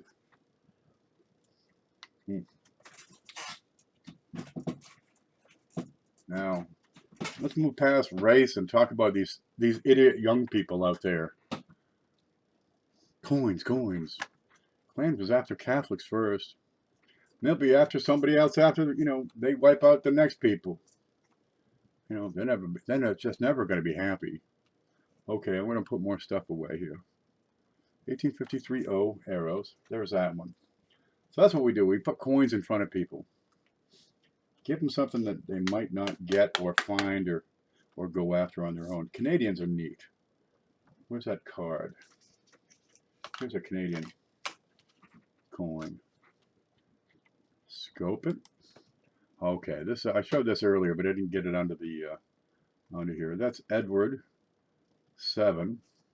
That's a Canadian cent from 19 something. Let's find out. It's a 1 cent 1906. Now Victoria passed away in 1900 or 01, and so her son took over after her. She'd been she'd been on the coins for 50 years and then some. So it was good to have a change in design. Of course, they had a scurry all of a sudden. That's okay. Well, you see the Queen getting older. Maybe you just kind of get a design ready. I bet you they got a Charles coin already designed. Because Lizzie ain't getting no younger, that's for sure. Coin Hunter Lopez says, "Good night, my friends. Till next time." I like the copper cent with a silver plug in it. That's neat. You get way back in the day. I don't happen to have one. Right in the center of the coin is a small copper plug. 1794 or 5. It's way back. I'd have to look it up. But what you want to base your coinage, you want to base your money system on a precious metal. Let's put some in the penny. Well, we decided, heck with that. We'll just base it on copper. And that worked for almost 200 years. Now those Canadians are the ones you got to watch. I heard someone spotted one in the mall. An Edward 7. There you go. These are wonderful. Now the mintage is on these Canadian coins. Let me pull up my sheet real quick. Because here's where it gets real interesting. Canada. I got a sheet just for Canada. Okay, 1906. There you go. You got 4.1 million on that one. And that's, well, kind of high. If you had 4.1 million mintage on wheat cents, you're talking a 1924 D. Right? Now you're going to spend 20 bucks anyway. These 1906, you figure these are, what, in good? 2 bucks. But this is Canadian currency, so you're going to multiply by 0.75. $1.50, $1. Yeah, $1 for one of these. It's like the price of an Indian head. You start getting higher up in grade, because this one is probably, what did I have it marked? Did I have to take a look? It's XFAU, right? And still, you're looking at 10, 15 bucks for that coin, right there. Nope, right there. Nope, I don't know where it is. Okay, I mean, that's 10, 15 bucks. And they're hard to find. 4 million? Show me a 24D, right, for 15 bucks, and what kind of shape that's in. Canada had a much smaller population, so they had a much smaller mintage of coins. Plus the fact they could use ours, because we're right here. There's plenty of interchanging over and across the border. There's Adriana. Are you leaving? Or are you saying night to somebody else? It must be Riser and Lopez.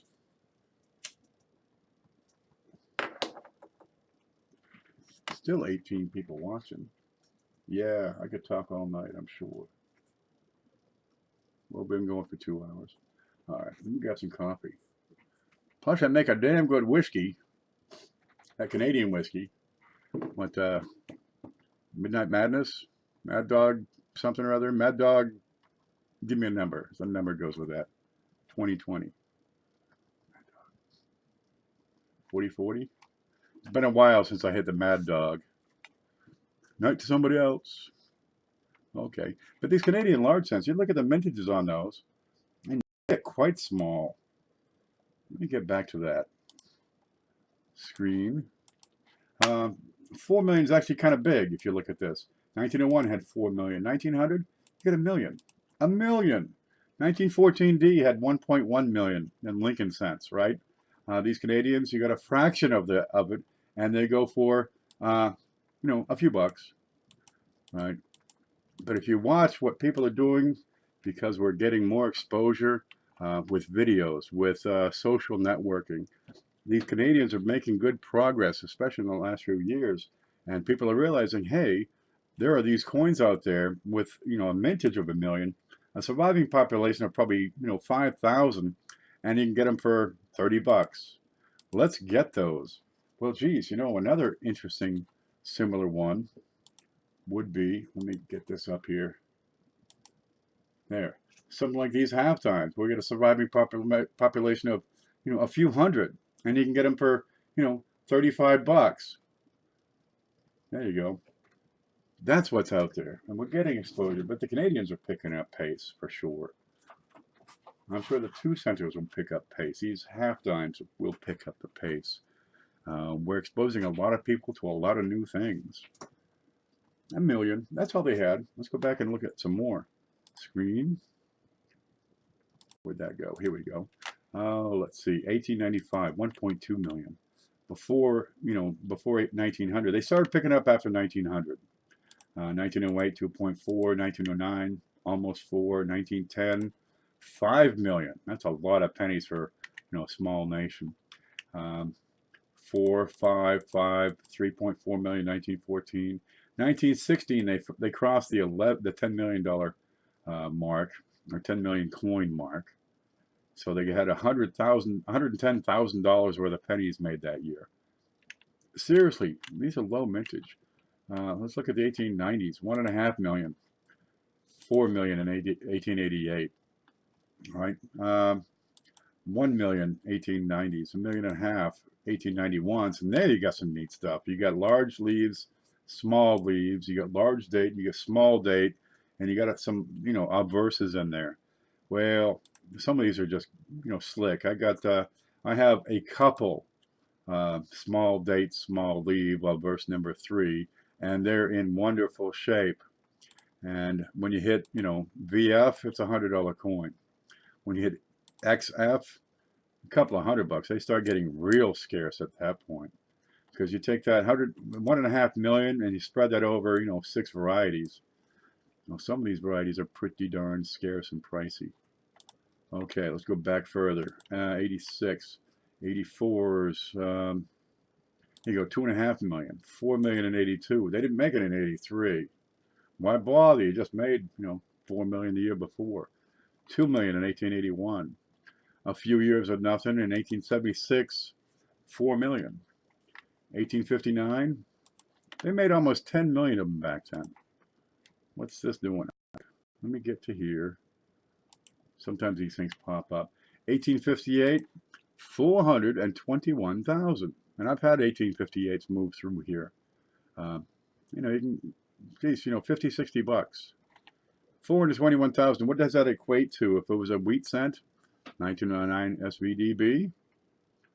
Yeah, and you can pick them up for a very reasonable price in top grades, and there are varieties as well.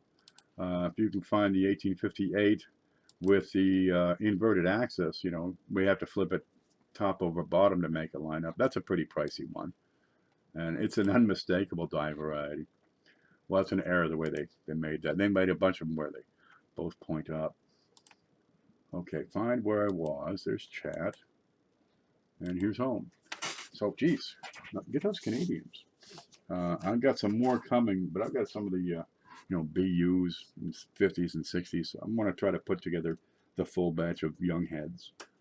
Okay, I'm fudging. Just pour it and throw a straw in it. Oh, you're talking about booze again. I got a box of wine been on top of the fridge for far too long. I don't know, 5 years.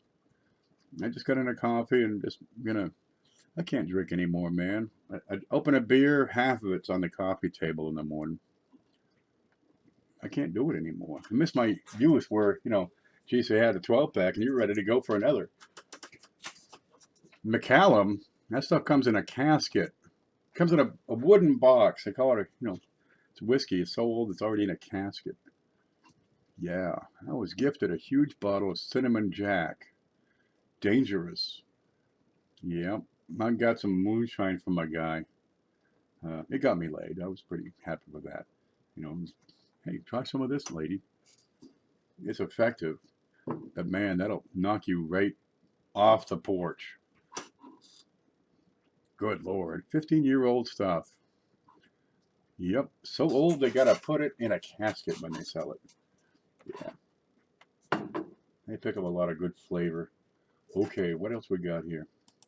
So I'm gonna put that in a flip. I had a little slip for it. I don't know where it went. 1902. That's the barber. But geez, if you want a full set, there are so many different ones you gotta get. Oh, we got these 1960s I gotta put away. They come out of a book. I'm never gonna find which book that was. There's a 1960 small date. There's a 1960D large, 1960D small date. Well, if you want a full set, you gotta get them all. All right, we'll get those in holders here. Where the hell's my holders? That's what I have to do. Yeah, just put them in. And that tapping sound, that's this. That's me just tapping it so it goes in. I just get them started and then bump them into place.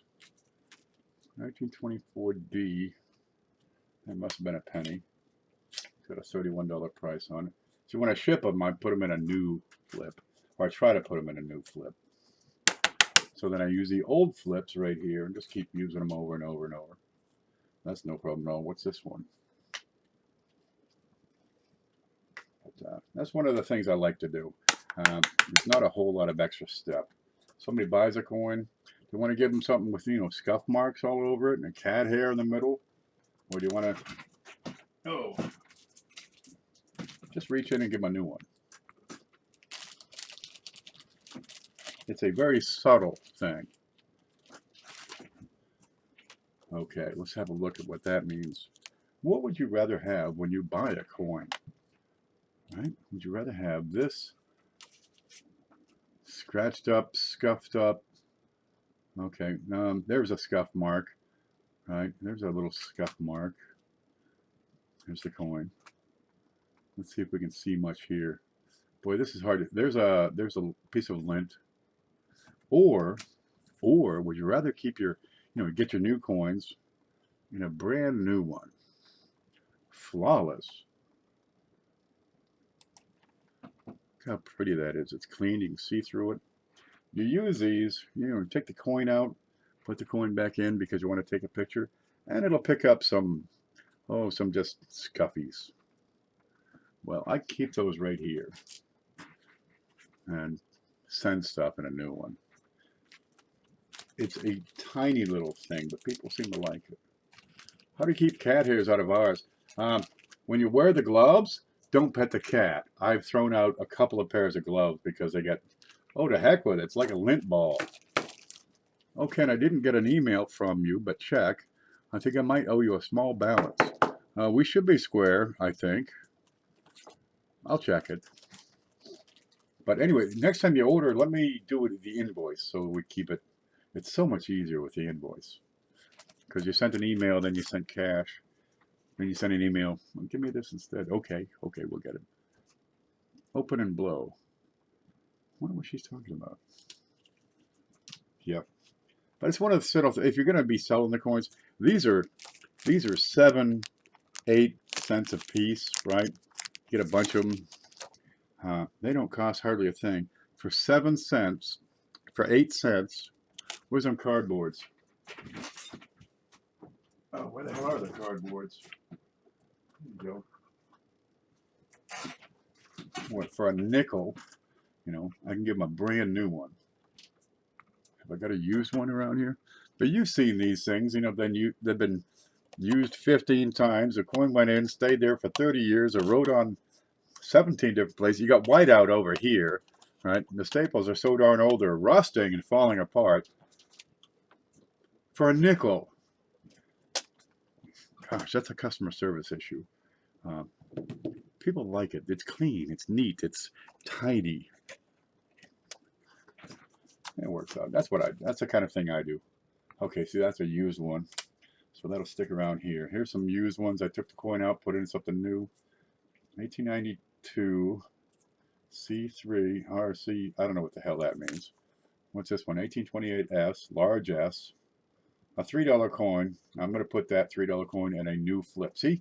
There we go. We can see it right there. That's where a coin was. But I put that in a new flip when I send it. You know, use this for something else. Like this here Buffalo nickel that's worth about a nickel. That'll keep it nice, keep it clean. Look, if you want a customer, do them right. And they'll keep coming back. They do notice the subtleties. And they stand up in time. And all these little things you do is going to make a difference over time. The people are going to keep coming back. I've done this, you know, for years. Oh, let's see. Let me move this stuff up out of here.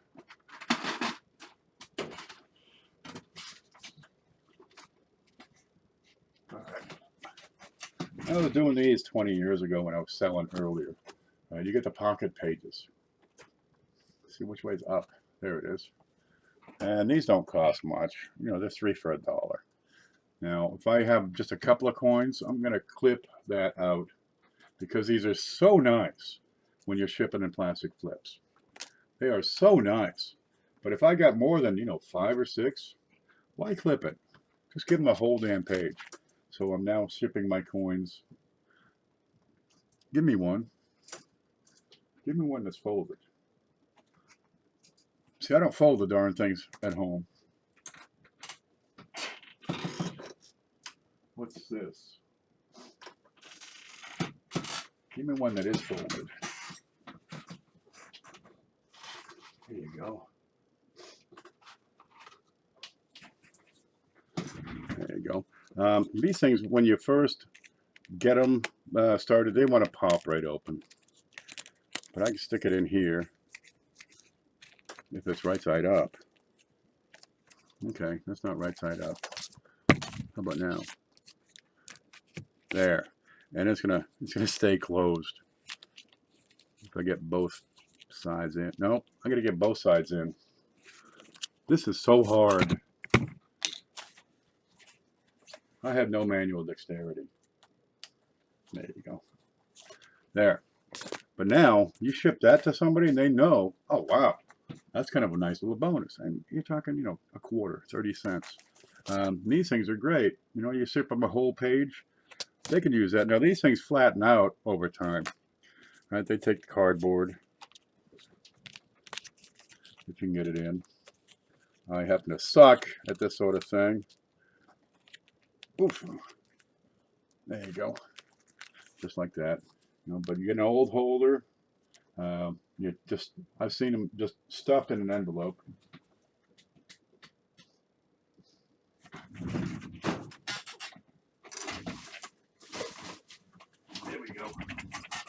Here's one from hopefully nobody we know. Okay, here's a packing envelope. And I've pulled coins out that I've ordered. And this is how the guy packed it. He took the envelope, dropped in the coin, sealed it, and shipped it. And when I open that baby up, I cut the top off nice and neat and see what's in there. And that's it. There's no other protection. Right, there's no covering. This Mylar is so darn thin. The staple from the next holder over would leave a mark on that coin. You know, add some more protection than that. Add an invoice, because that's pretty handy. But all these little things, you know, get into the habit when you do this of adding extra protection, because this doesn't cut it. You know, that's your shipment. You charge me $3 for that. Okay, look, there's some extra padding right there. Keep your old envelopes.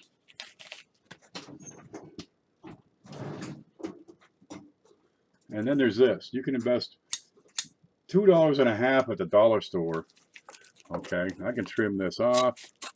Ain't nothing to it.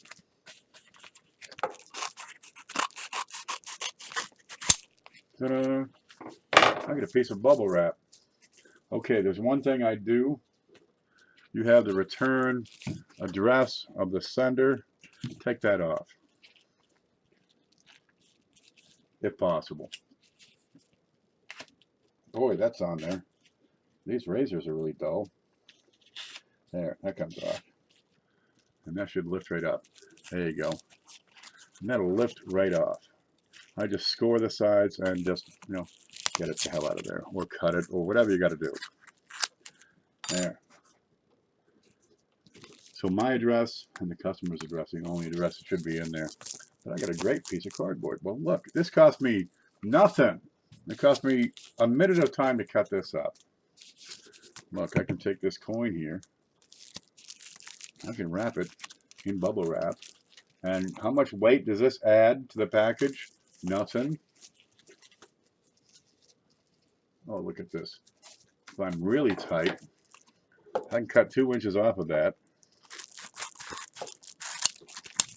So now I'm using a piece of the envelope that didn't cost me nothing. I'm going to wrap my coin up there. All right. Just like that. Add a little piece of tape. Okay, I could have cut that envelope piece a little more. Add a piece of tape, and that's a whole lot better than just dropping the coin in. I crimp down the staples. Absolutely. Pair of pliers. Go to your brother's house and say, hey man, I need to borrow your pliers.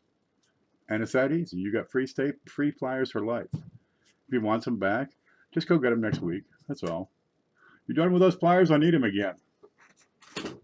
Borrow them again. They become your pliers. After 3 or 4 years of doing this with your brother tools, they become your tools. I don't make the law. I just enforce it. That's how it works. These cost nothing. You need bubble wrap that's nice and pretty and new. You go to the, oh, this is great. See, I'm keeping this one. You go to the post office and you get these the priority mail bubble thingies. That's Lemonhead. Look, I can't give you his address. That's Lemonhead Penny. Lemonhead Penny. All right.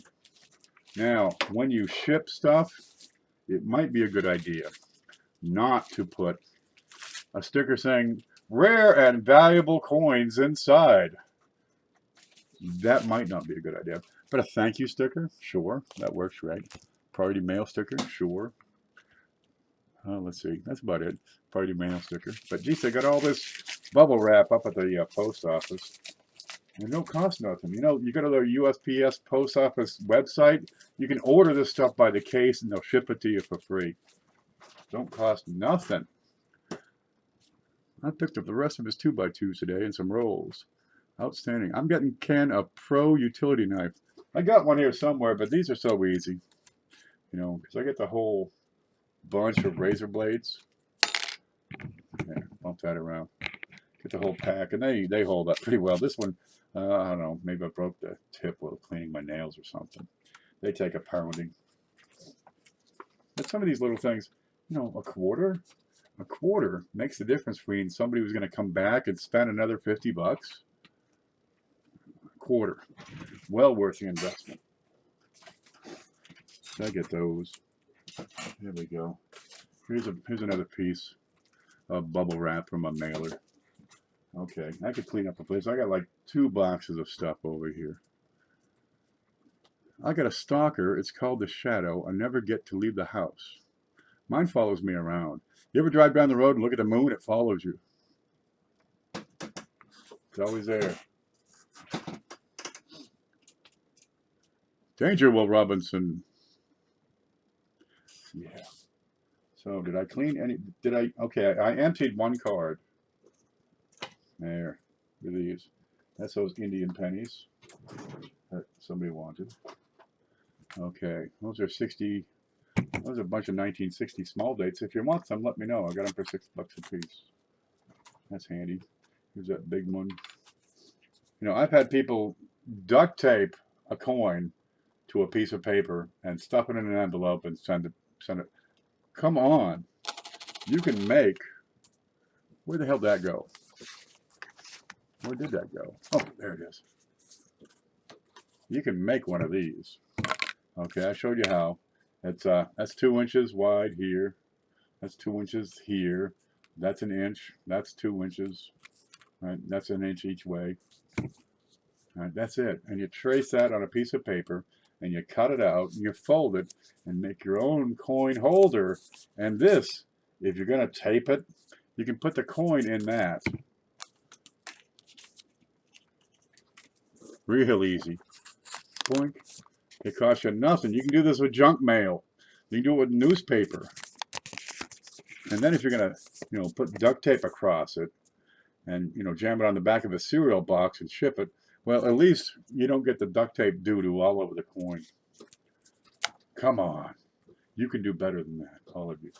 But I wouldn't say that any people here are doing that. We're probably bitching about the same damn problem.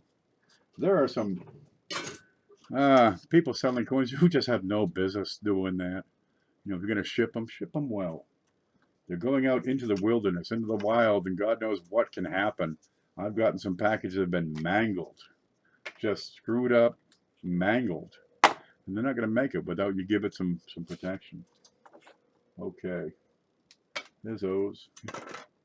Here's the cards. I get that foam board. Good stuff. Black, there's a piece right there. And that's some handy thing. Walmart has it for, $3. That's what I use for these little cards. Just cut it up with a dull razor knife. There. Look, I've got some room here. There's a whole bunch of those little labels. All right, there can go. Yeah, I will never get this table cleaned off to my satisfaction. Yeah, I think it's time to get another table going and just leave this and move the computer. No instant gratification. Seeing it like the clear gives. Seeing it like the... I got no idea what you were talking about. UPS is the worst.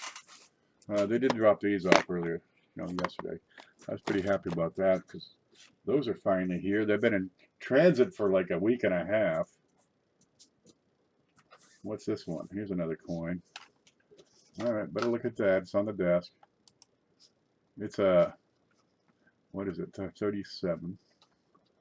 Looks okay so far. Yeah, it's probably fine.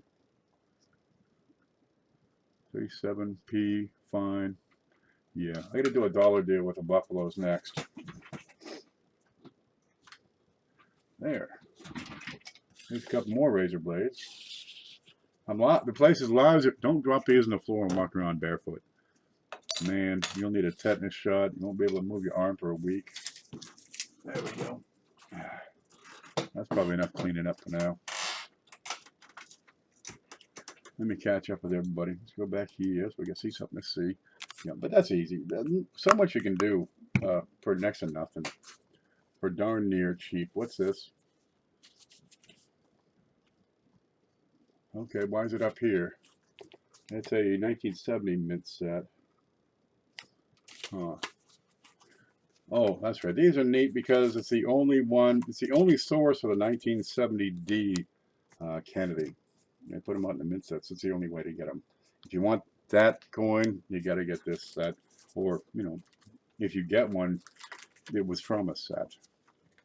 So the mint sets are neat because a lot of them have been, just chopped up over the years. So their surviving population is long since dwindled. There. I don't know how it happens, but I have a Walking Liberty half with expanding foam on the front. Oh, God, how do you get expanding foam off? You're going to need a solvent. The foam is, going to kill it. When you got some expanding urethane foam on there, well, scrape off what you can without screwing up the coin. Freezing and thawing isn't going to work because that stuff will work at, minus 200. Well, I picked it at a pocket change. Oh, that's good. Do you suppose freezing and heating? No. We use that stuff for all sorts of things. We used to use it to seal this pad to stainless steel. And we'd put the stuff on, it's 10 degrees outside. And the crap they'd pour onto this giant, and it would be, 20 feet sections at a time. It'd be about 150 degrees, so it will take the temperature differences and maintain a seal. That stuff goes on and stays on. It's urethane.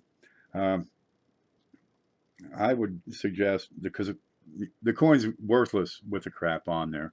A petroleum, perhaps. WD-40. Try acetone first. Acetone's cheap. It's easy. Mind you, if you lift anything off the coin, the acetone, you'll need to flush that coin with acetone, or it will evaporate so fast any debris will simply redeposit. But it might get that foam off. What the hell do we use? We use WD-40 to wash our hands. That's all we had. We just keep on scrubbing until it's gone. I don't suggest that for coins because it's just going to stink up the place.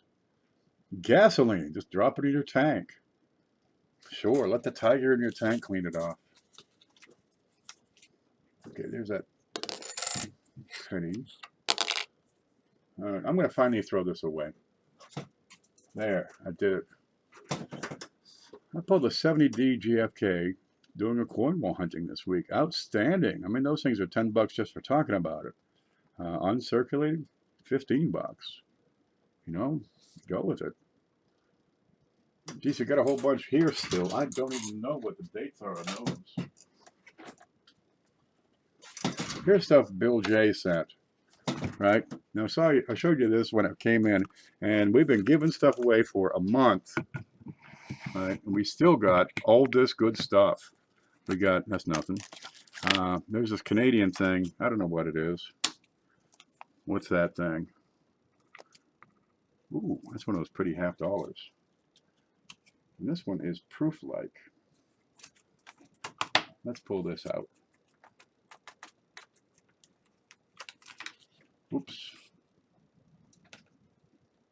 See that? I don't touch it. We'll get it under there. Let's see what that is. Home. Scope. We got, there she is, Lizzie. We got a mint mark, which is that thing down below. Is that Ottawa? Montreal? It's a thing, whatever it is. Good shine to it.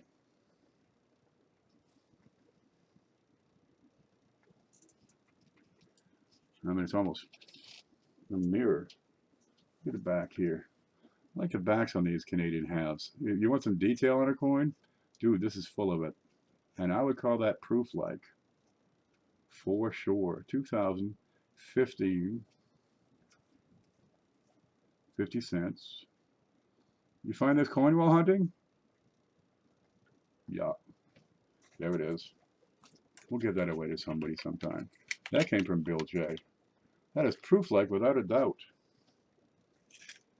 Now it's back in. Okay, we got a bunch of $50 coming up. And we're just going to have a $50 festival. Where are you? Here we go.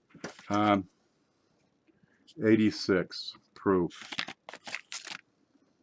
94 proof. What you got here? 95 proof.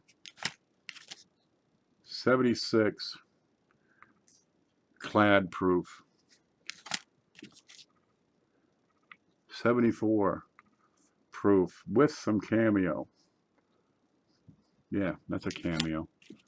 What do you got here? 71 proof cameo. Got a 99 proof. 77 proof. This is what Bill J sent. We ought to have a game to see how much of the stuff we add to a package. 98 proof. Crazy proof. There's that Canadian. 85 proof. There's a whole bunch of these. 82 proof. Yeah. 81 proof. I mean, you got a darn good selection of proofs here. 77, another one. Proof. 79 proof.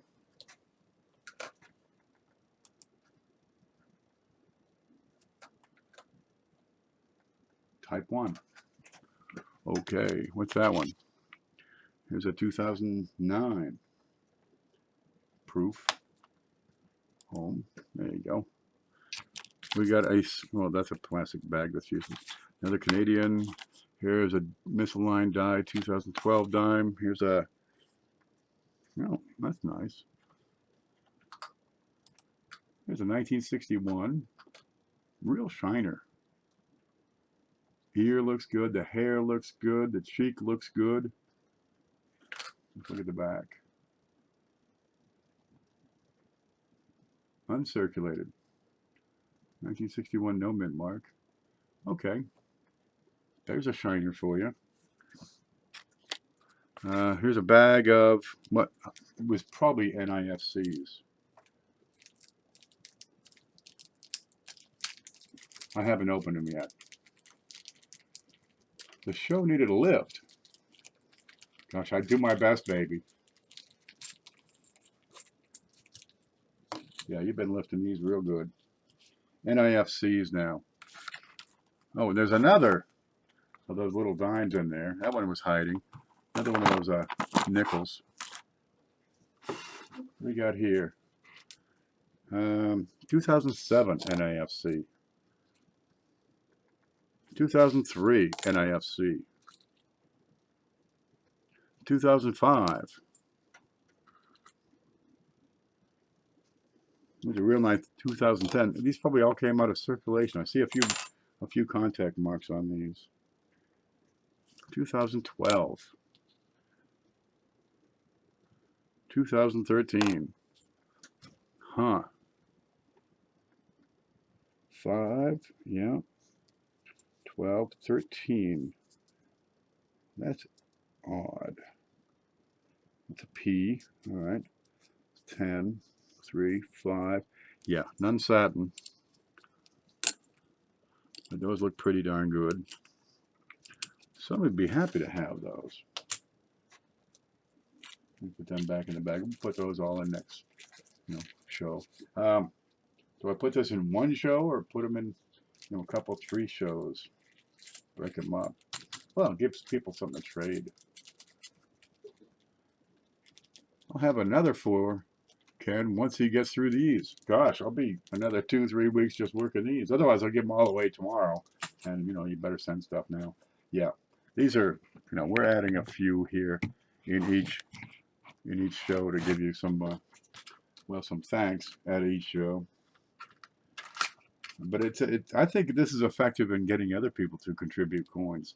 You can send cash and that works, or you can send coins. Either way works. But you see what the packages are doing. They're doing just fine.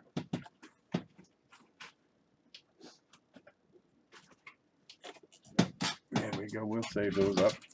Get rid of this little baggie. I had something in it. What was this? Oh, that was that penny I had from before. Yeah, we'll throw it in the pile here. Both. Yeah, you send cash, and of course we use that to add neat stuff. Like say, those. What was that one? The boar's head, right? Or the the little. Look, you get Maury sending coins.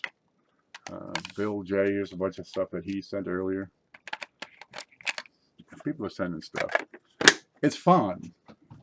Nobody else does this. I thought it'd be neat. I started this whole thing off because I saw a fellow auctioning off a coin, and I looked at it. It's a kookaburra. It's a $25 coin, and for $25, you get 5 entries. People are spending $25. 6, 7, 8 people. Jesus, you're bringing in $200 in entries to raffle a coin worth $25. Why not just buy the damn coin yourself? Okay, well, there's some show support in there, but I'm thinking if you got, people giving up that much money, well, why not, put more coins in as it goes? But I can't do raffles here. It's an illegal thing. But that was a great way to do it. It just shows when people have an incentive, they perform well. And if I can find a way to do that legally again, oh yeah, oh, we're there, baby. Dang it, autocorrect. Insult. research. I'm not sure what word that is. Ella, you can stretch it out, and that will help me get more. Okay, we'll probably put in. There's a lot of halves. I can put in 4 or 5 at a time, and that'll still last a month. There's so many there. Dang it, autocorrect. Autocorrect socks. Yeah. What's the boat? Frigate. Yeah, you get a boat. It says frigate. I usually have cash, but I burned through my money this month. I'll be able to donate some coin next week. Oh, thank you very much. Every little bit people chip in helps contribute to the package. Um, being that the prize is not connected to the donations, that's seriously affected how much we've been raising. It went from $500 to $150 or so. So there was some loss, but the community is still pitching together. They're still holding out and keeping this thing going. The gifts people are putting in are wonderful. Phoenix had that little piece of gold that was here forever, right? She got these babies. Oh, these are so nice. So, well, now I got to give away a loop. So I'm getting low on loops. I give away more loops so we can give these away. Because that's the gear you want, right? You got Maury sending those rolls. I mean, a whole box of rolls. That's great. It's just a roll, but somebody's going to get that roll. Maybe they'll open it. Maybe they'll keep it. Maybe they'll find some errors. Who knows? Maybe they'll just take it to the bank and say, hey, I got another 50 cents. I don't care. They're going to get it. That's a thing.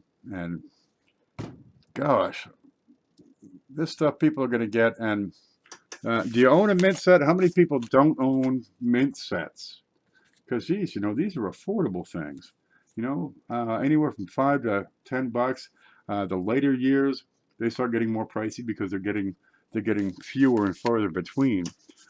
These later years, the past 5 years, you're looking at $30-$40. But these are $6 to $12 a piece. There's some years they're $4 or $5. They're barely over face value, and it's neat because here you got a reference set. Right, you got every one of them. I want to know, is this the normal design? I find a coin over here. That's a dime. Right, it's 19, whatever the hell it is. Is this the normal design for this year? And here I can refer to a control subject. And so I can compare what I have, what I found, to what's normal. Hopefully it's a normal set. But if it's not, well, so much the better. And that's where these are handy. You got a reference for the for normal, and boy, just that is handy. I got a bunch of quarters from Lemon. I got it from Lemonhead. I looked at them, but geez, I haven't had time to really go through them. Let me make some room. This stuff gets saved. I can't screw that stuff up. Where the hell did that go? I don't know where it went.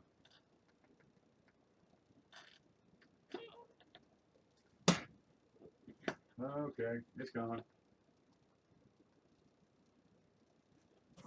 Huh. Not there. Is that it? No.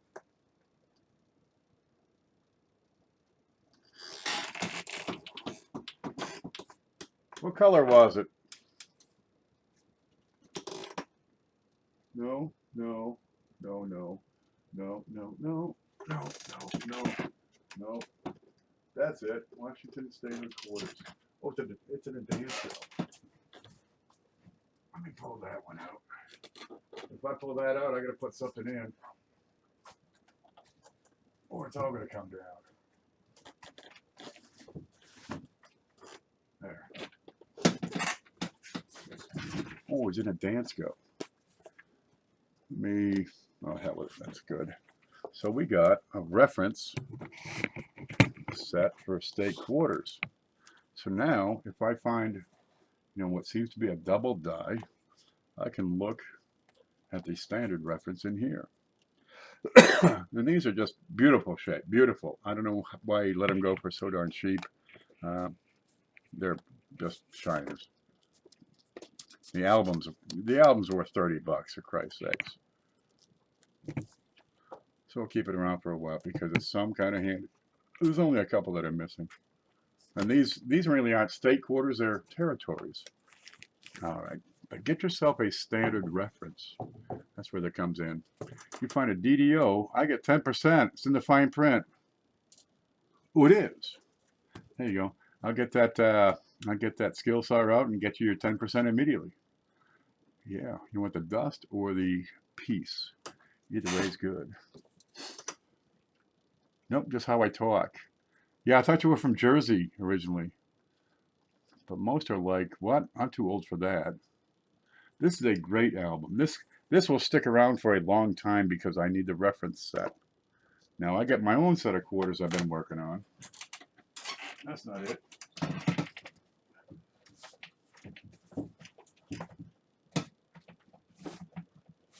There we go. So that's the Dansko, and that's all well and good. This is, the pages. If you can't get the Dansko, you can get the pages. And this is pretty neat. So this was my reference set before, but these are, from circulation. Those babies, they got to be out of mint sets or BU rolls. They're slick. There you go. But either way, you can do it.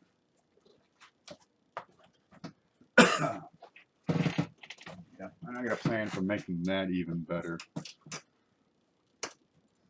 LMAO, South Carolina, Jersey, Carolina, same thing. I've been through South Carolina, and the hottest chicks in the world are in, the towns right off the highway. Go to convenience stores. There they are. Yeah, they got good-looking chicks up in South Carolina. North Carolina, they're really hot.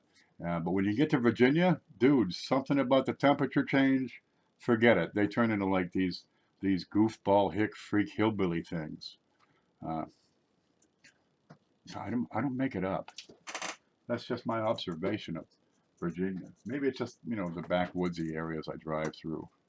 Convenience store clerks and waitresses. Maybe it's because by the time I'm up to, North and South Carolina, I'm really tired and everything looks good. That might be it. Huh. Haven't seen a girl in, 400 miles. I remember looking good. I remember good looking chicks. They still have them. Not like they did when I was in school. Their chicks nowadays, they look different from the chicks when I was growing up. They looked kind of dull and plain back then. Good workers, though. They could split wood all day. Virginia has so much different terrain. Is that what it is? They fall down the mountains, just bashes up their face. Yep, they end up looking like Eunice Kennedy Shriver. They taste the same. He's talking about the chicken, I'm sure. Just LOK here. Just look here. Yeah, she fell off a mountain and hit every rock. They get lost in the water when they go to the beach. Virginia's got a lot of beach. I think it's all gravel, though. Oh, speaking of chicken, let me check the stove real quick, because I got some chicken simmering.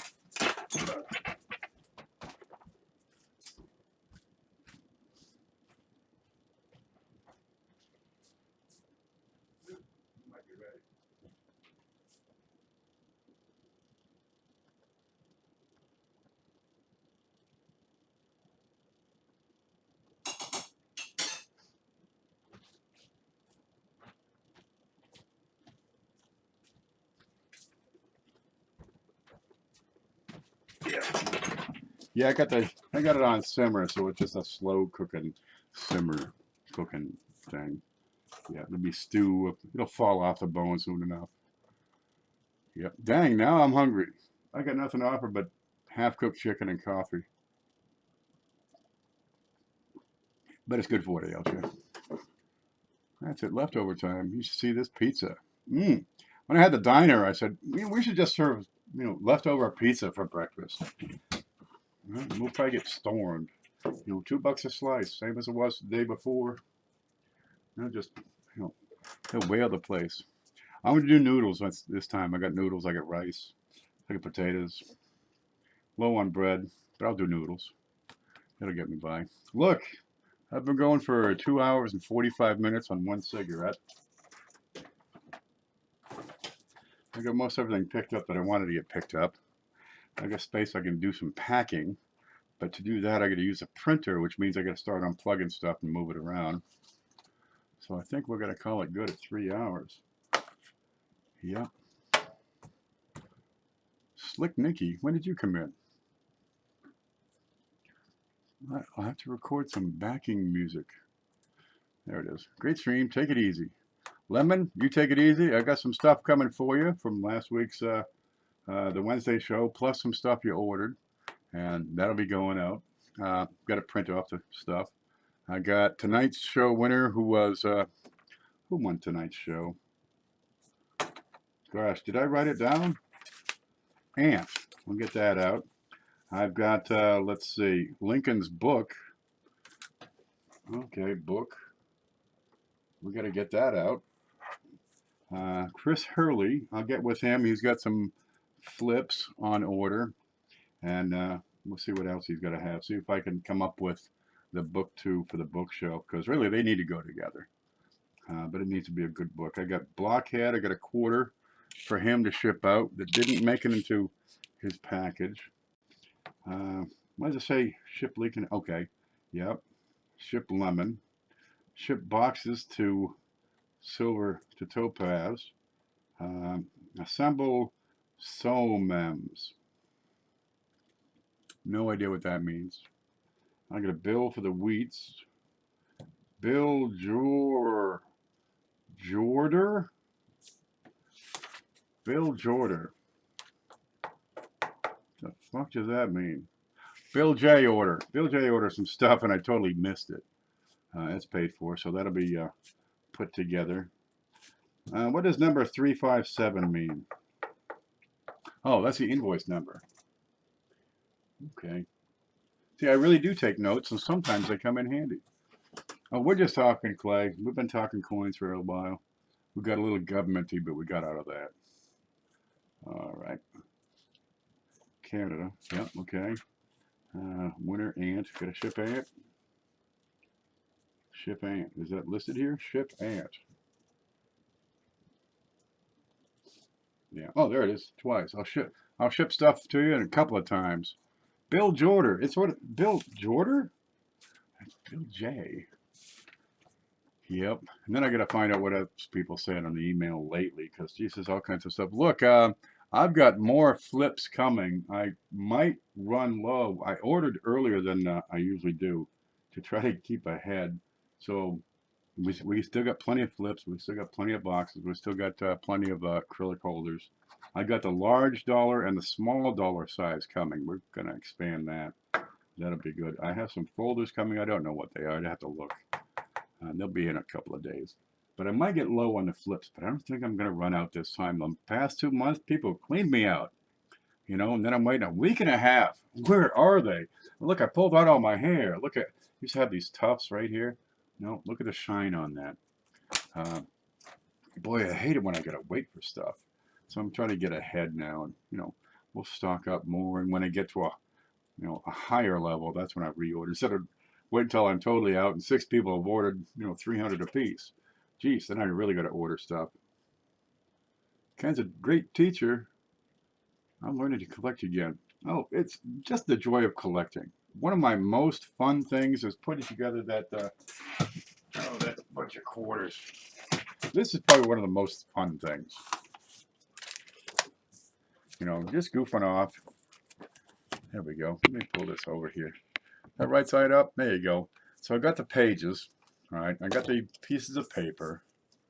Okay. They're not typed up or nothing. I'm just going to clip them out so I know what's going to go right here. So this is the 99s. And those are your Delaware quarters. So I got P and D. Then you got the S. And what the heck's this one?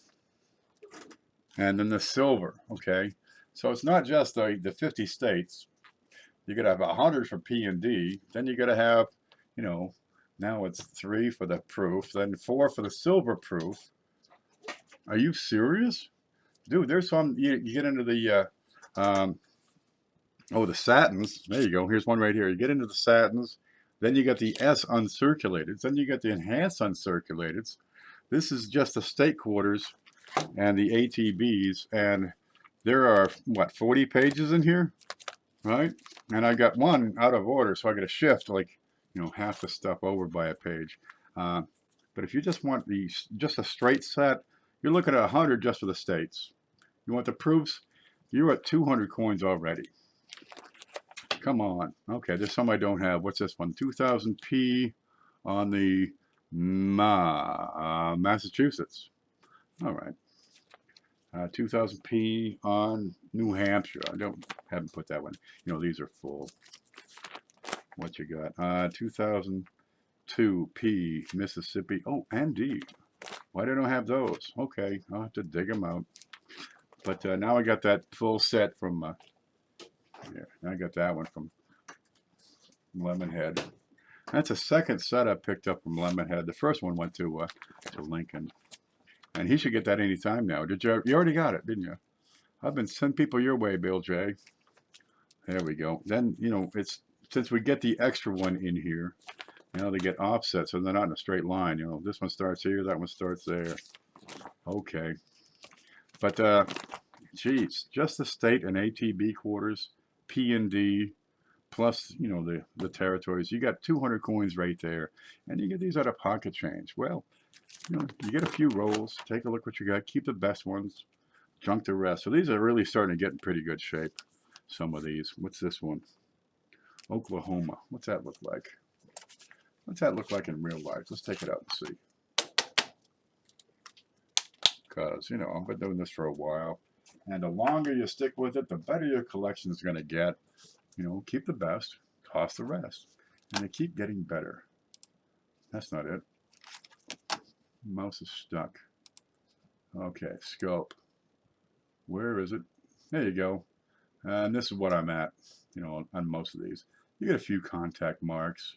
For the most part, you're in pretty darn good shape, but I'm at the higher end of AU on most of these. Once you've been in circulation for, you know, a couple of weeks, it's not really uncirculated anymore. It starts to pick up wear marks, but not much on these. You know, before you go past AU, the high end, you're going to be in circulation for a good while. So I got a few contact marks, but for the most part, yeah, they're fairly bright and clean and crispy stuff. But you know, they're pretty much AU. These are worth a quarter. I'm not too worried about it. Would have figured you were in bed. Me too. Now, where'd this come from? Right there.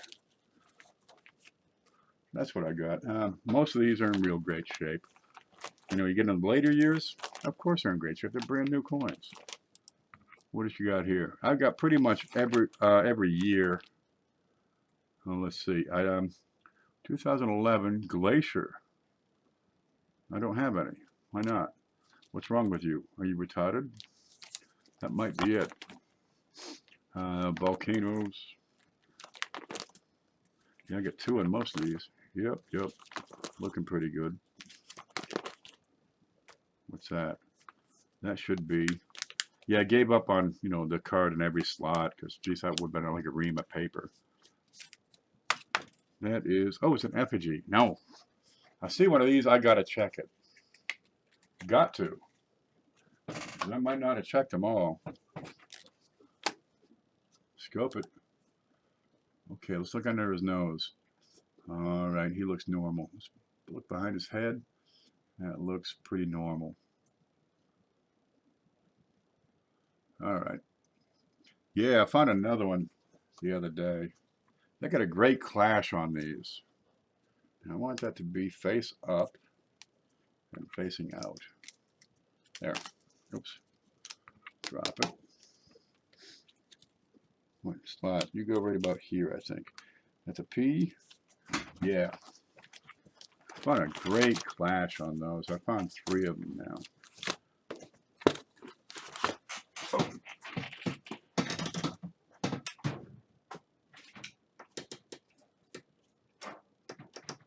Here it is.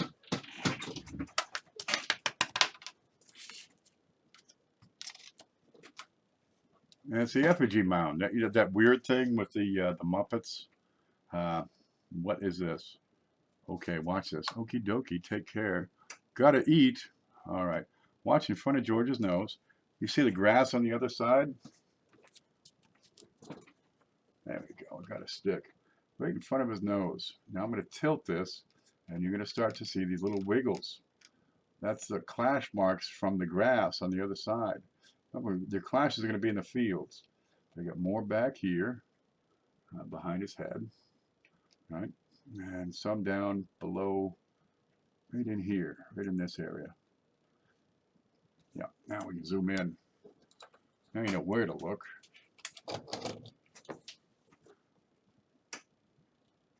Okay, right in front of his nose. That's a clash. It's a sneezing George.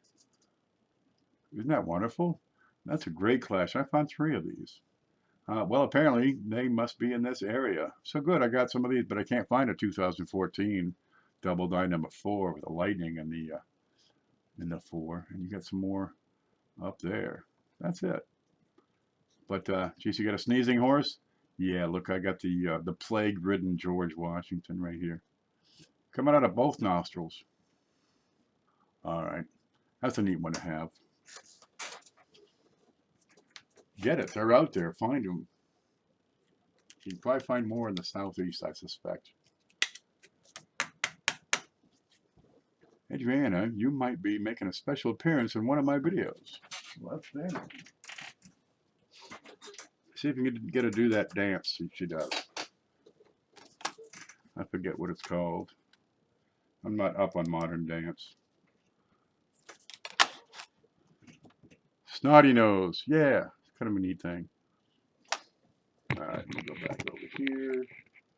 Here's my stuff. Yeah, I got this big mass of just junk right in here. This is the flips that I pulled coins out, and they just kind of end up in here. What's this? There's the new flips. And, oh, the heck. I don't know what half this stuff is. What do you got here? It's a shiner.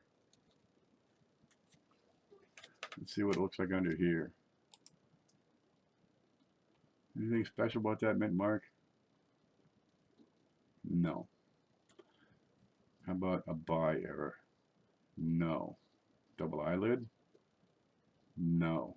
And doubling up here? Why do I have this out? There it is. Just throw it back. I did my shenanay last night. I'm sorry, I had to go buy groceries. You know, I got chicken and stuff. That's what I got to. I used to grow stuff real good, but I can't shovel anymore. That would be nice. Ship me some. That Silk Nikki. It hurts to laugh, but I gotta see it. Cost $325 was worth it. I'm a little scared. Be strong. You'll be okay. There. So I'm caught up on the desk part. Yeah, that only took like, what, 9 hours? What time is it? 1 o'clock. We started the show at, what day is this? At 3 o'clock. Wow, it only took 10 hours from start to finish on today's show.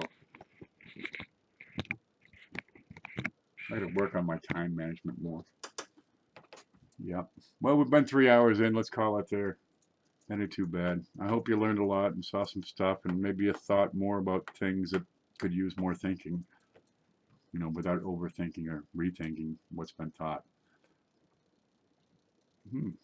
But there's a lot to the coin collection. Most of it just have fun. Just look at stuff and, you know, play and see and do, and, you know, you'll find things that you like to get further into. Maybe it's those half sets. Maybe it's these, you know, these kind of coin-like things, but they're not really. Maybe it's the satins or proofs, right? Maybe you want to get into more foreign coins with these Canadians, because seriously, if you want to get in foreigns, that would be, I'd say, the first step. Southeast U.S., maybe some centavos and pesos and whatever they have in Mexico. I got no idea.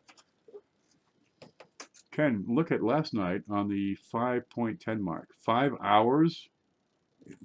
That's 5.1 minutes or 5.1 hours. And I said, I got to work on my time management. Wow. Yeah.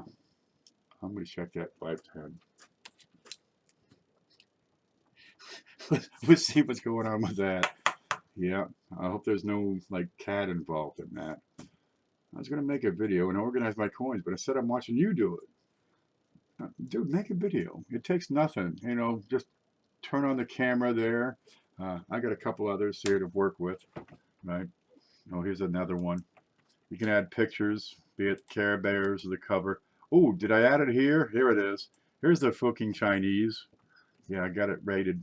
I got it rated in here. So look, they sell fucking t-shirts. I don't make this stuff up. Okay, but you can add different cameras and different configurations. Uh, there's a scope and there's a home, which is really the same as that, just different. Yeah, I kind of shrunk it and squeezed it. But play, why not? You'll learn, if nothing else, just by trying, just the attempt will help you out, give you a new skill. Maybe you'll apply, maybe you'll just skip coins altogether and get into cooking or something or some other endeavor. And what you learn here, just trying to play with the videos, can further your endeavors later on. You know, great show. Thanks for having me, Bill. Thanks for sending so much good stuff. Good Lord, I said I would only do it for over 350. Ah, close enough. So it was a discount, Shanae. Well, it don't matter. I'll get in there, check it out. I got to get some noodles started because I'm pretty sure that chicken's done. It's been cooking since we started the video. 3 hours ago. It better be done. If it ain't done, I got some, some kind of rubber chicken or something. Yep. We'll talk about coins. It works. Yeah. We'll get into something else on our next time we do this. Coming up, we got the, what day is this? Wednesday wheats. The same sort of thing as we have on Sunday for the big show, just it's all wheats. And I found the good stuff, so I'll be able to add some good stuff to that. Let's see, we got Friday night, is Friday Night Madness, and we didn't have it last week because I had no freaking power here. It happens out here in the woods. We get a storm, power's out for a while. At least I got some games on the computer I can waste my time on. If that fails, I've always got a deck of cards, or look, I've got coins, but I got to have light. So I just take a nap if need be. Saturday, we have coin class, and I'm working on next week's subject. And I need to come up with it a little earlier because I'd like to have a better outline. Because this one just didn't last very long, but still pretty good information. We find a subject and just explore it, is what we do. It works. There's no end to the stuff we can discuss, but I like to have more props and photos and links and stuff at the ready. To make a good coin class. So we go from there. And guys, I'll see you later. Stay safe out there and stay groovy. I'm going to go do my thing if I can find out how to shut this off here. There it is. Good night.